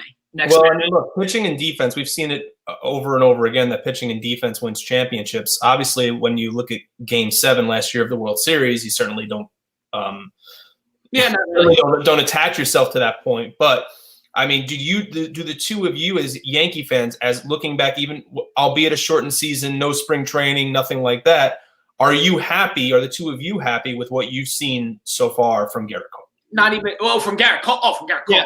Garrett Cole. Okay. Yeah, he's fantastic. But yeah, I was just gonna, Joey, you said, I think I heard you say next man up. That's just it. People thought that was going to be no problem when this team inevitably got injured again because we have the worst training or medical staff, one or the other, or both, in the entire game of baseball. But that's just it. Those guys, those next men up, they overperformed last year.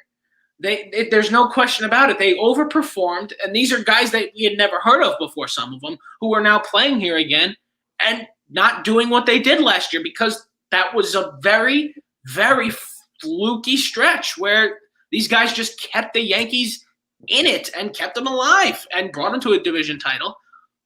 But now here we are, and it's not working, and we're in a sprint here. The sprint is finally coming to an end, and now we're only 7 games over 500, and our seeding is not even remotely determined yet. We're currently sitting at 5, or yes, we're currently sitting at the 5 seed. But what? I think they would actually, Rob, and I'm looking at the standings while you are. They're 3 games ahead of the Astros for the 5 spot. So it doesn't look like even whether they catch the White Sox or even if the Indians overtake the White Sox, it was about to move from that 4 or 5 spot. I mean, all they need is to win or for Houston to lose a game. So it seems like more or less that the Yankees are going to have a first-round date, barring what happens with the Twins too. Yeah, they have to go track one of those 3 teams in the AL Central. Yeah, they're gonna play someone in the AL Central, and they got to go travel. That was known because last night they blew their chance to get home field to stay in the home field race, and they lost. It's not mathematically official yet, but they literally have to win out and get help in order to overtake and play at home, which isn't going to happen. So, especially because they're already losing now. And I had a feeling this was going to happen because let's go look over at the NL side. You got Miami fighting for their life over here, shocking the baseball world here that they are in the thick of the playoff race.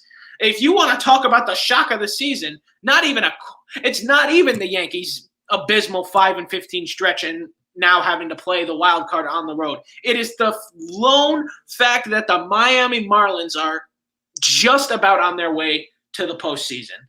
Don Mattingly, Final Manager of the Year, right? Yep. Absolutely. So let's keep it moving. I don't mean to cut you off there, Rob, but I want to stay on track here, and we did go off the track there with the Yankees. But again, I'm assuming that would be your most intriguing team to look forward to for the next few days. Gotta pay attention. Back on track. My most intriguing team to look forward to is the San Diego Padres. And why? Because Mike Clevenger just hurt himself again.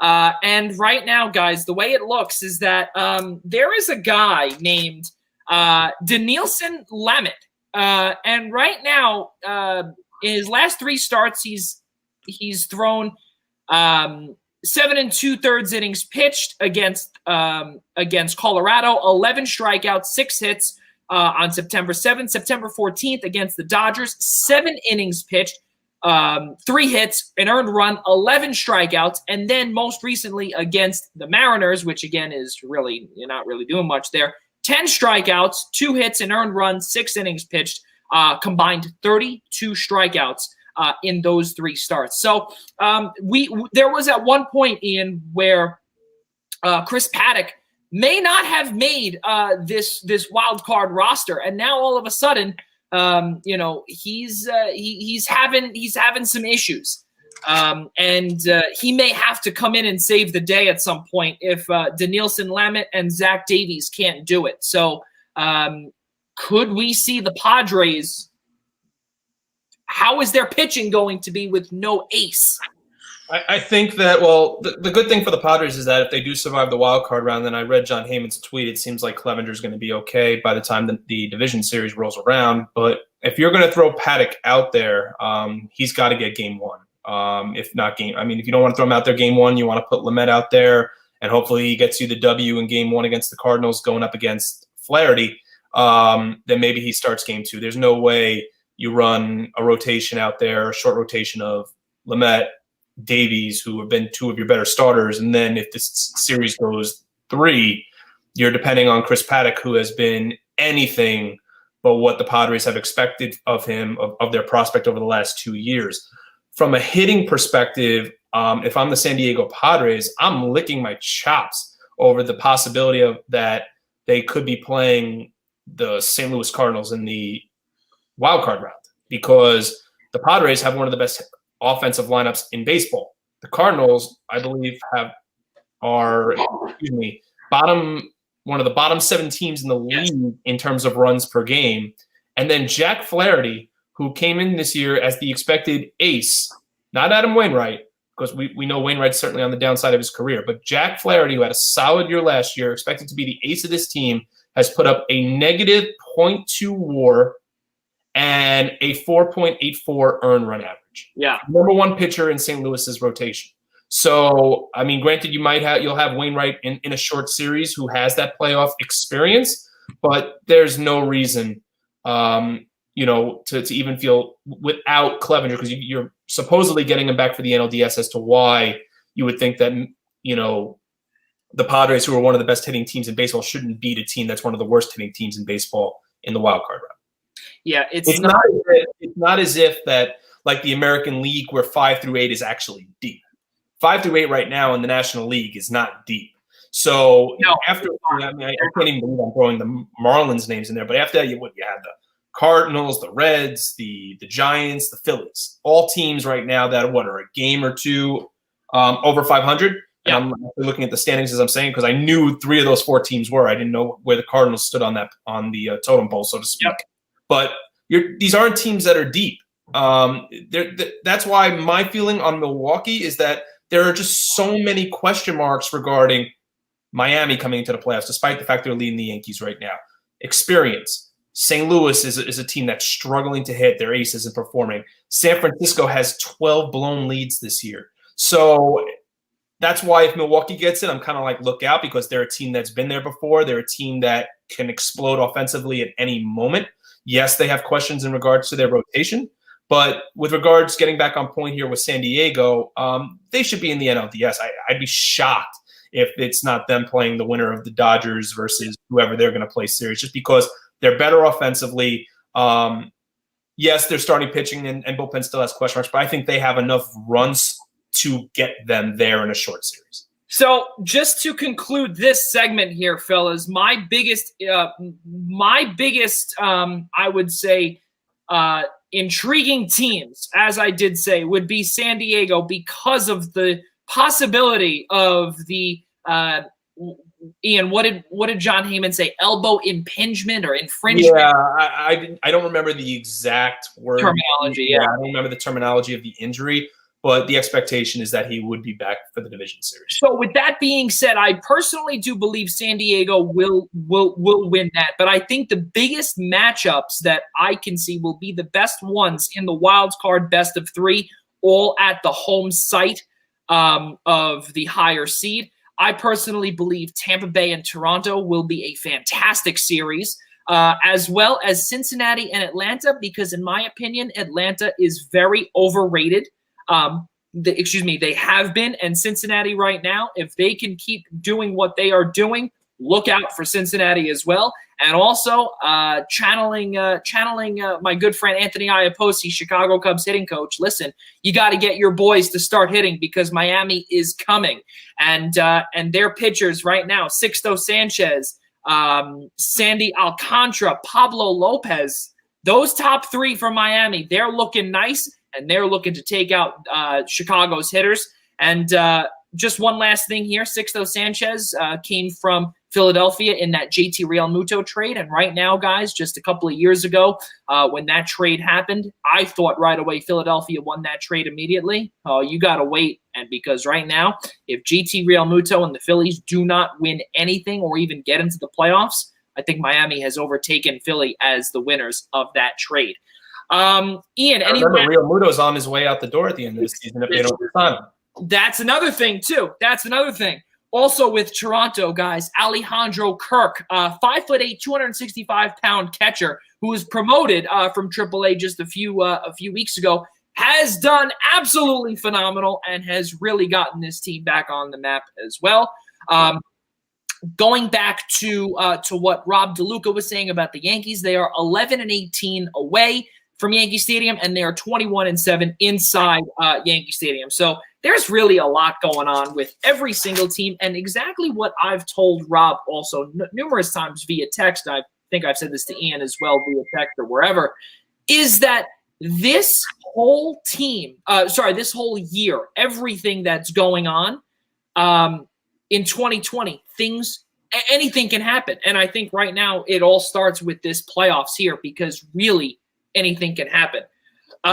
Let's keep moving forward, guys. The way it looks here is that there's a lot going on in hockey. And in a half hour, actually, in 26 minutes, we have Game 4 of the Stanley Cup Final. And right now, Tampa Bay leads 2-1. And we're going to see what happens with no Steven Stamkos. They've done phenomenal without him. But yeah, last game he came out and scored a goal. Actually, what a goal. Yeah, I was going to say. How many players in the National Hockey League score from that angle? Yeah. In their first game back in almost 6 months. Yeah. 7 months. Yep. Yeah. 7 months, roughly 7 months. Yeah. 7 months he does that. Scores from that angle over the shoulder, just under the crossbar. 7 months out of the game. Yeah. Wow. I couldn't believe it when I saw it. So he's out for game 4, but we don't know what the deal is yet with warmups. But all I could say is that most likely we are probably going to see that 11 forward, 7 defenseman type deal again. But there's a lot that who knows that could be determined here tonight. Can Dallas find their groove defensively? Can Miro Heiskanen turn out to be the player that he was just a couple of weeks ago? And can Dallas do anything and try and get past this stout defensive core of Tampa Bay? Is the answer the fact that does Dallas need to get it going defensively, or the fact that the top line hasn't performed? Most of the top line has not performed in 3 or 4 weeks. I mean, Jamie Benn is pointless in his last 3 games. Tyler Seguin has not produced since the Colorado series. Radulov had a 5-game point streak until game 3. So if you really, I mean, I understand the fact that, listen, Tampa Bay came out in game 3, and your 3 goal scorers, your 3 biggest goal scorers were Braden Point, Nikita Kucherov, and Victor Hedman. If you're John Cooper, I don't know if you could be any happier in terms of your offensive production on the ice in game 3. But to me, the key for Dallas is their top line finally needs to wake up. I do actually think, I mean, I would not be surprised to see this series end in 2 more games. Part of me says, yeah, the series is already over just because the top line for Dallas cannot figure it out. I do think, though, my gut is telling me somehow the top line is going to figure it out tonight, and they're actually going to even up the series. But I don't know if it's so much the defense performing, Joey, as it is the fact that the top line for Dallas just right now your best scorer on the ice right now isn't even your best player. It's Joe Pavelski. I mean, yeah, we understand he's been the reclamation project that he's been. However, that should not be your leading scorer on the ice right now in the Stanley Cup final. Yeah, it's not looking too hot from Dallas right now. And Rob DeLuca, your thoughts on Game 4 tonight that comes underway in about 23 minutes? Yeah, I mean, look, it's clear that just the presence of Steven Stamkos made a huge difference for the Tampa Bay Lightning. Aside from him even scoring, just him being there, you could see the Lightning were playing differently. That's what happens when you get your captain. But at the same time, now he's not there. So it'll be interesting. But with Stamkos not in tonight, this is a big chance for Dallas to respond and get this series even back up, which, again, because of that, I like your strategy, Joey, of going 11-7. Just because of that fact, you need to get a little more defense because now Dallas is going to attack here, and because they got to try to even the series. They're not going to play their conservative hockey. They're going to play their Dallas Stars hockey, the hockey that has gotten them to this point. Well, they've also been playing, Tampa that is, has been playing 11-7 this whole postseason and this whole time in both bubbles. So, just to go back to that after losing Stamkos is really not, should not be that foreign to them. No. Because they've been doing it for the last however many games, again, in both bubbles. Well, it seems like going back to what you were saying, Rob, it seems like the Dallas, going back to playing Stars hockey, is the question really becomes, can Anton Khudobin steal Game 4? Right. That's really the question. I mean, call Game 1 what it was. Game 1 was a hangover for Tampa Bay from the Islanders series. And You saw it on the ice. You saw the way the teams performed. Yeah. So Khudobin really didn't have to do all too much. Can he finally steal one? I did say last week that I felt that Khudobin would steal 1, if not 2 games. He has to. And then I guess he's got to steal because, I mean, he really hasn't stolen one yet. He really hasn't looked all that great in games 2 and 3 just because of the offensive firepower that Tampa Bay's been throwing at the net.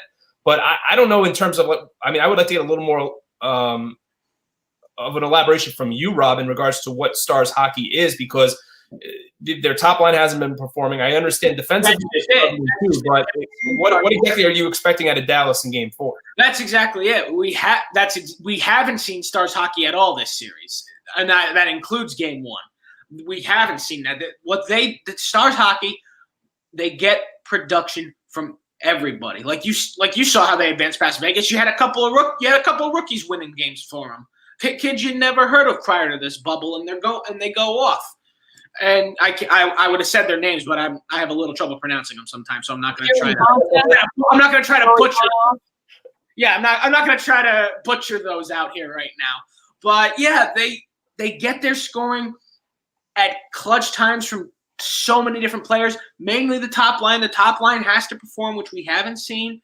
They buckle down defensively, which takes the workload off of Anton Hudobin's shoulders a little bit. But at the same time, he will come up big with a big save when you need it. We have not seen that yet either this series, and that's what they need to have happen on all three fronts tonight. Yeah. What's your take on tonight's game, Joey? Honestly, I am very, very questionable with Dallas. I don't see them. I just think that, again, as you said, Ian, the first line is non-existent. Oh, yeah. And again, we are seeing the second line in Joe Pavelski do things that he's been doing all throughout his career. But again, aside from the big Pavelski, there's no one else that's really contributing, and that does include Esa Lindell, John Klingberg, Miro Heiskanen. It's not looking good, and I think that their window to win a Stanley Cup is beginning to close, and we'll get to that obviously, and either next week or the week after in our NHL Free Agent Frenzy special. But I think their window is closing, and I think that Dallas will not win tonight. And I believe that they will be put on the brink of elimination tomorrow night, Saturday night, 8:00 is it's going to be the back-to-back. I wouldn't be surprised. I mean, I think the top line might actually show tonight, but I wouldn't be surprised. Oh, yeah. The thing over in 5. My prediction was Tampa Bay in 6, but Tampa Bay has been by far and away the last 2 games. Yeah, I said Tampa in 7. And look, I said what Dallas has to do. I said what they have to do. They're not going to do it. So Yeah, they've met their match. Look, I knew it would happen eventually. They finally found it. It just happened to be in the Stanley Cup final. Andrew Cogliano has not looked good. He's aged a lot, and also Blake Como, who's one of their better defensive forwards, is also out. Is that New York Islanders legend Blake Como? That is New York Islanders legend Blake Como. Yep, he's out according to the fourth period legend Dave Pagnotta, and also Elliot Friedman as well. No Como for Dallas, and that is another big loss there as well. So we move forward here. So final predictions again. Ian, your thought on Game 4 tonight? I'm going to stick with my gut and say Dallas evens the series. But again, I'm going to go reiterate what I said again. I wouldn't be surprised to see this thing over on Sunday night. Rob DeLuca.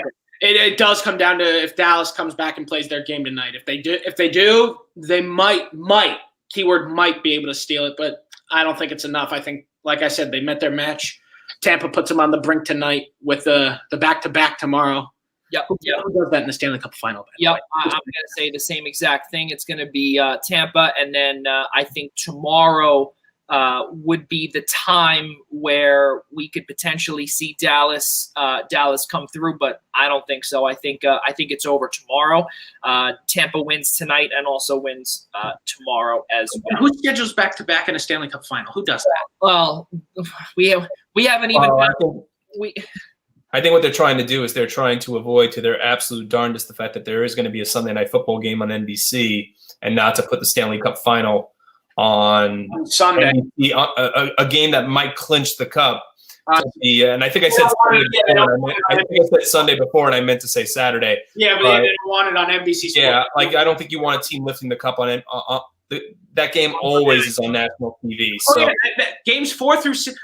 It's always the NHL has been doing this many years now. Ever since NBC took over, pretty much. Game 1 on NBC, games 2 and 3 on NBC Sports, and then games 4 to 7, all potential deciders on the network. They're trying to do everything they can to avoid conflicting with football. I mean, the only thing I think NBC is going to have on Saturday is Notre Dame football, but that's at 2:00. So yeah.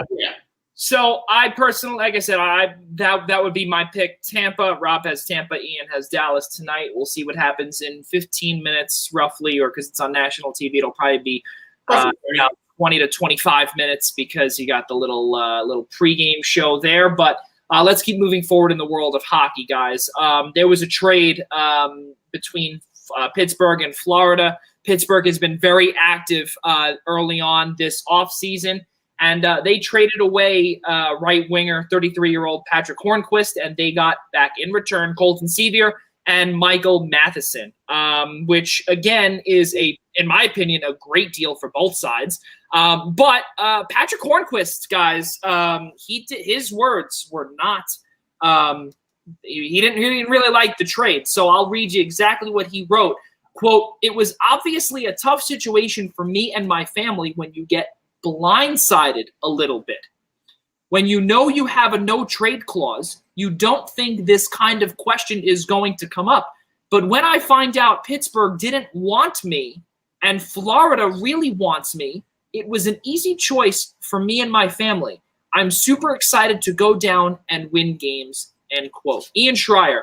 Do we see what is this, like Brandon Cooks now just in hockey? They don't want me. They want me. I was traded 3 times. Well, this guy's actually now traded 2 times. I'm going to follow up your question with another question. And the reason being is because the Panthers are going to enter the offseason in a very strict financial situation. As a result, are they expecting not to re-sign Mike Hoffman? Because that's my question, is that Patrick Hornquist by the start of next season is going to be 34. Mike Hoffman's 31. This past season, obviously before the layoff and everything like that, before the playoffs started, Patrick Hornquist in 52 games only had 32 points. Mike Hoffman had 59 points in 69 games.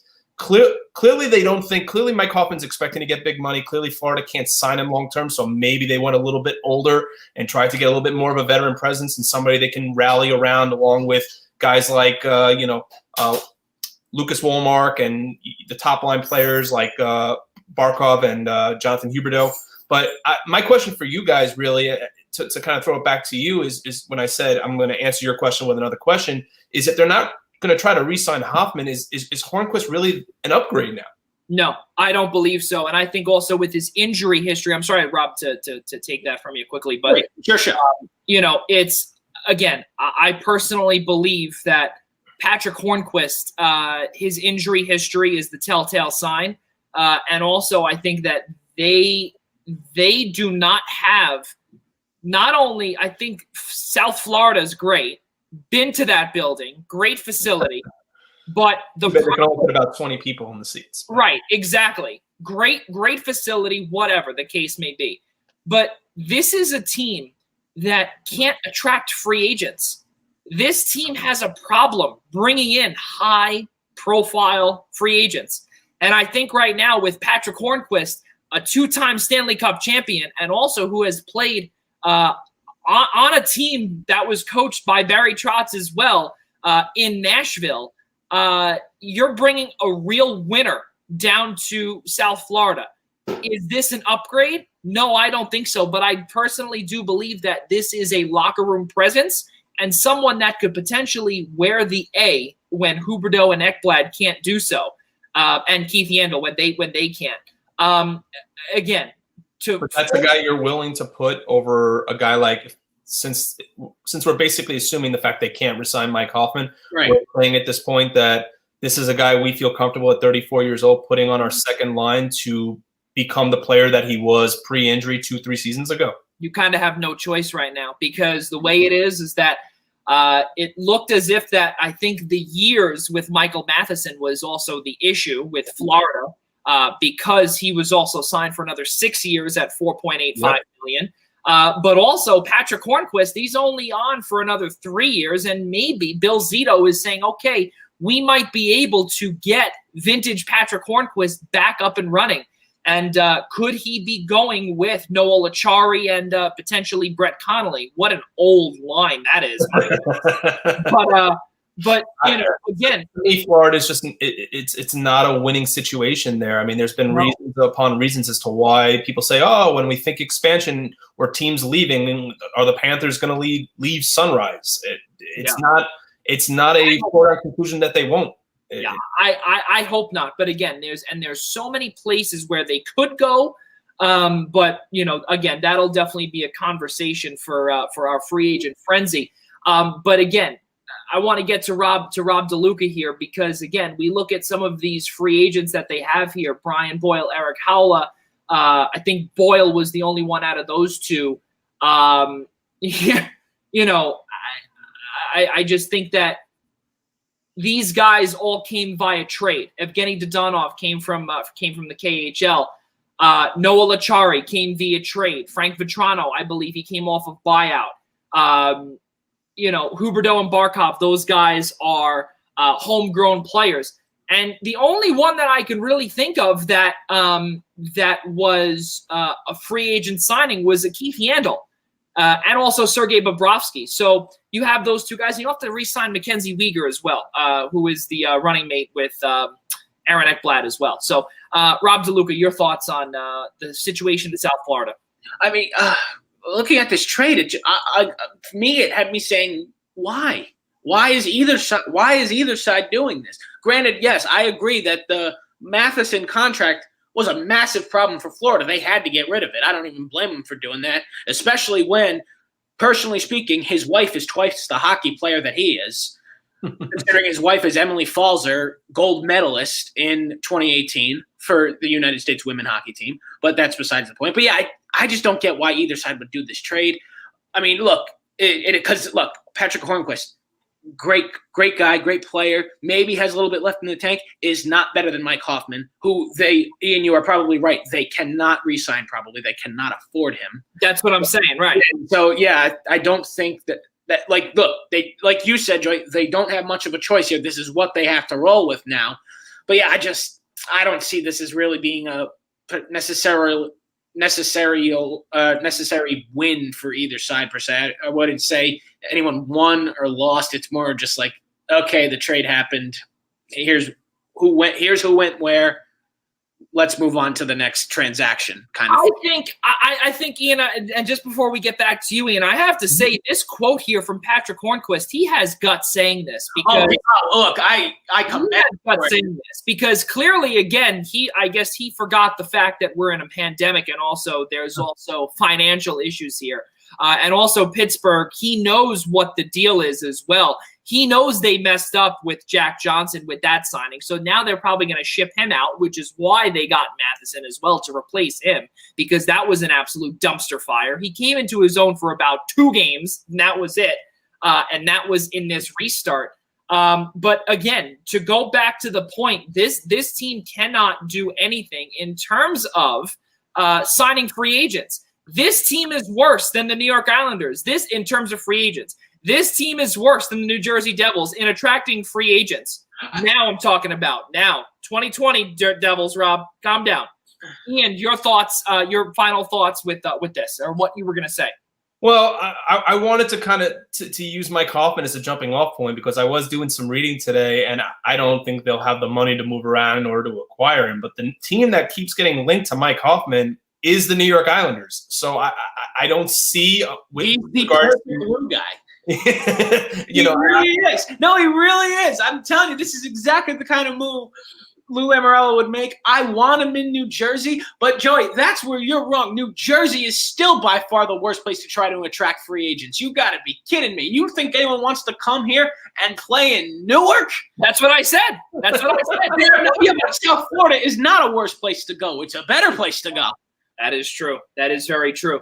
Ian, continue your thoughts. No, I mean, that was really the end of my thought. I mean, do you think that there's a way that they can move any sort of money around to try to put a lucrative contract out there? Because it seems like they're not going to get Andrew Ladd off the book. But they can't. They gotta pay up to number 13 over there. They gotta give him his bread.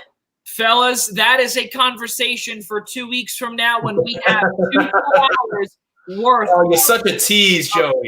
You really are. Because let me tell you something. Free agent frenzy, especially here is tons of fun, and all we do is talk. It is like, as DB said, it is Christmas morning. It really is. Ian remembers that. He said it. It is like Christmas morning. That hockey is back, and that's exactly what it is with free agent frenzy as well. Rob, finish your thought. It's just like I said, yeah. I mean, look, I don't think this trade benefits anybody, and like it didn't hurt. It didn't hurt anybody per se, but it didn't really do anything either. Like the only team that it benefits to me would be Pittsburgh, because I would have to agree, because look, none of these players are going to be huge difference makers, but Pittsburgh gets a little younger, and that's what they need. Yeah. There's no doubt that getting Hornquist off the payroll and getting themselves off the so-called AARP card for at least one player definitely helps them along the way, because you could obviously see that just like the Capitals, I think even more than the Capitals, the Penguins are running on their last few legs before they have to start tearing it down and rebuilding it. Yeah. So it's good for them that they got younger. I still don't think that they're a cup contender in 2021 by any means. Yeah. But I think at least it'll give them one last shot to get a little bit younger, and with Sullivan on the bench and Crosby and Malkin on the bench, that they'll be able to at least try to make one more run. I don't think it'll lead very far, but at least they can. So now let's again, we got a couple more minutes here. Let's conclude this. The way it looks is that we actually have a little bit of a comment from a good friend of ours named Patrick McCormick, and this is his comment: "The Prue is the best jumbotron in the league." Well, I gotta tell you, Mac, you are right. At least it's on side. Yeah, say it again. I got that new jumbotron. It's nice, but he does. At least it's on side. It's not a scoreboard that's offside. At least. Yeah. Can jumbotrons give me W's? No, they cannot. It's true. Ladies and gentlemen, also we continue this. Jeff Petrie signs a 4-year extension a year ahead of free agency with Montreal. This is big for Montreal because they also traded last week for Joel Edmondson from Carolina, and they were able to lock him up. They traded for his rights. They were able to lock him up, and now they just signed also their second pairing defenseman, Jeff Petrie, just right under Shea Weber. So this looks really good, and not only that too, Jeff Petrie is a big stickler when it comes to winning. So this is a big deal for impending free agents, especially for a restricted one like Max Domi. Ian, start with you. Montreal is kind of like one of those teams like the Rangers that are really on the upswing. I would say. I mean, listen, they impressed everybody when they upset Pittsburgh in the playoffs. We all wrote them off and said there's no way that Pittsburgh is going to not come away with winning that series. There was a lot to like. Shea Weber refound his youth a little bit, and I think they're young, they're scrappy, and they're just a fun team to watch. And I think they're going to be a real good team to watch out for in the Atlantic and come this time next season. Rob, yeah, I mean Montreal is certainly they showed signs of life defeating Pittsburgh like that. They did a wonderful thing. They did all of us Metro Division fans a huge favor by getting rid of Pittsburgh, and they didn't get the number one. I don't want to talk about the number one pick anymore. But yeah, I think Montreal is definitely headed in the right direction. They certainly they want to get back to what they once were in the early 2010s and the late 2000s. Is what they were, just very, very good, very vintage, very good. You had prime PK Subban, you had a prime Carey Price, who Carey Price has, in my opinion, plenty left in the tank. So Montreal definitely wants to get something to work before he ends up running out of fuel. Yeah. Rob, are you a little salty about the fact that the Rangers are now overshadowing New Jersey's 2 top 10 picks? Is that what we want to call it? The Rangers would overshadow the Devils anyway. What are you talking about? You're talking about Newark, New Jersey, and you're talking about Manhattan, New York City.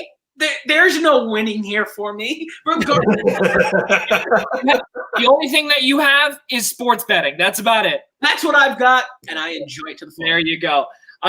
You can go hang out at Red Bull Arena. It's a lot better than the Rock. So there you go. Yeah, Harrison, New Jersey, so much better. One final thought with Jeff Petrie, fellas. I think that this is a massive move because let's not forget the end of his tenure in Edmonton was very, very rocky. He wanted out because he saw the future that they were not going to win. And very funny, they did not win. So he wanted out. He got out. And now him putting the pen to the paper, especially for Jeff Petrie, is humongous. When he does that, look out, free agents, because he is one of these hockey players that really just wants to win. And again, signing a 4-year deal again ahead of free agents, a year ahead of free agency, is out of this world, in my opinion. My jaw doesn't drop with a lot of these hockey trades or signings, but this one to me was by far the biggest one that we have seen in a very long time. And for those that are watching out there that may not understand the significance of this, he is one that when he says something, he really does it.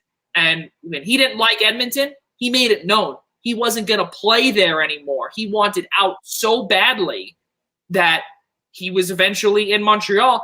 And he said it also in the when he got signed also there, was that just because they were able to win against Pittsburgh, he saw the signs that possibly the light is at the end of the tunnel, and he could see it. So that's why he signed there. Big move for Mark Bergevin. And, very rare for that to happen in hockey. Exactly. Sport. I mean that kind of falls in the line, 30 years ago with Eric Lindros. But I mean, very, very rare for that to happen in the sport of hockey. Yeah, for sure. And one final thing, fellas, or actually two final things here. We do have the extension here, as we usually do go over always, but it is okay with two final things here. Kudos to Bobby Ryan. He was bought out today by Ottawa. They do save about $3 million on the cap for buying him out. He was put on buyout waivers today by Ottawa, by Pierre Dorion, and he just won the Masterton Trophy. He had a lot of problems mentally and also with the alcohol bottle as well. So really, really good stuff from him that he was able to eventually get back on the wagon. And now hopefully, I believe he will be similar to a Corey Perry type signing where he was with Dallas. If he can skate, that's the biggest thing. I don't know if he can skate in today's NHL, but we'll see. I believe that he will be heading back to the West Coast. Or even in the Western Conference, because as we all know, fellas, the Eastern Conference is fast, but the Western Conference, they're slowly getting faster, but just hit that. They are slowly getting faster, but the Western Conference has always been known as the bigger and the bulkier teams in hockey. So that's where I believe that he will land. And yeah, as we said, the Masterton Trophy. What does this mean for Bobby Ryan, guys? Because again, a really fantastic story from him, how he's bounced back from a lot that has gone on in his life. Yeah, I mean, look, this is a story I'll never get tired of hearing. Bobby Ryan is one of the most inspirational players in this league. I get Ottawa had to do what they had to do because, they're trying to fix their more than broken mess over there. But they're a complete dumpster fire. But that won't change until they get Eugene Melnyk out of there. But he's not going anywhere anytime soon. No, he most certainly is not. But yeah, I mean, look, Bobby Ryan. I really hope Bobby Ryan finds a new home soon. I would certainly love to see him come home because he is a New Jersey native. After all, so I would have no trouble on a cheap contract. Would love to have him be a mentor for some of these young guys and push them in the right direction. I'd be ecstatic to have someone like him on this team. I don't think it'll happen because I believe with his age going up, he wants to try to get one more out there. And God bless him. I hope he goes and gets it. I can only imagine, what he was going through that caused him to really turn his life upside down. But it's great to see him be an inspiration. He was certainly one of my favorite hot players in the game when he came up with the Ducks. I actually would love to see him return to Anaheim. I think he would be a great veteran presence for a team that really, really struggled. I think he'd be, be a nice little rallying cry. But yeah, Rob hit the nail on the head. I mean, Ottawa's a mess, and I definitely think Bobby Ryan will land on his feet somewhere. I think it'd be great to send him, maybe not so much home to Jersey, but I think it would be great to see him land on his feet with the team that he started with. And I think that would be a nice little send-off for a guy like Bobby Ryan who deserves it. That's fair, but I have to say, guys, also Anaheim is also in a ginormous mess as well. And they might not even be able to afford the league minimum. They really are. They really are not good. And the way that Corey Perry's buyout number is that is the biggest cap hit right now, just under Ryan Getzlaf. So and also, of course, John Gibson. But things are not looking too good out there in Anaheim. But I do like the analysis in there where he could potentially go back there. But you would think that he would want to win now, and especially at age 33, I believe he was, or 34. It's again, we'll be talking about that nonstop in the next in our next show, but also on our free agent frenzy special. This Ottawa team is, I'm gonna say, they're looking pretty good in terms of rebuilding. Rob DeLuca, they're looking good. They have 7 picks in the first 2 rounds. And it's unbelievable right now what they have begun to just gather from everybody. They traded away almost their whole roster and get back these guys. And be careful, you're gonna make it sound like he actually knows what he's doing up there. Guys, one final thing. This is the last thing because, as we did say, hockey is on, baseball is on. The Yankees are rallying. They're now down 3-2. With the runner on second base, Giancarlo, up. Last thing here, Pac-12 football, Pac-12 basketball, officially back in business. Ian Schraier, you are a part of the college sports business or industry or whatever the hell we want to call it. Ian, your thoughts on this, and as we continue to say student, athlete, keyword student, your thoughts on the Pac-12 now forming a full college basketball map. You talking about college basketball, or are you talking about college football? I'm talking about whatever the hell you want to talk about. Football and basketball. Listen, my response to that is going to be very, very short.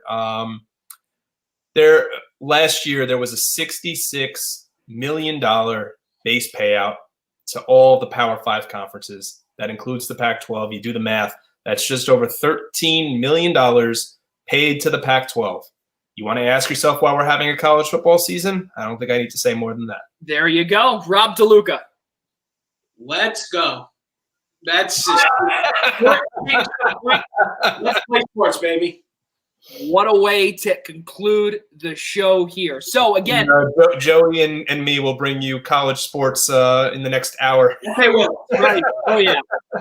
It's going to be tons of fun. As we did say, a little sense of normalcy is beginning to return among us sports fans. Again, folks, for everyone that is out there, we must be careful.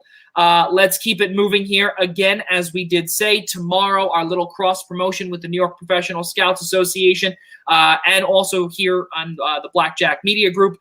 We do cross promote and we do a little segment called the Scouts Minute. We are 23 weeks into that. We will be highlighting the winningest coach in Seton Hall Pirates history. Also became a Major League Baseball scout, one that signed Earl Williams, and also the legendary Joe Torre, John David Russell, also known as Honey Russell, former Milwaukee Braves, Montreal Expos, and Chicago White Sox pro scout. That will air tomorrow at 11 a.m. Eastern time on the New York Professional Scouts channels. At NY Pro Scouts is where you should definitely be finding that. Also, fellas, next Thursday is going to be our interview with Arizona Coyotes broadcaster Matt McConnell. He will be joining us on Thursday, October 1st, starting at 5 p.m. Eastern time. Ladies and gentlemen, for Ian Schraier, Rob DeLuca, I'm Joey Jarzynka, and for all of us here at the Eastern Observer and the Blackjack Media Group, we'll see you next time.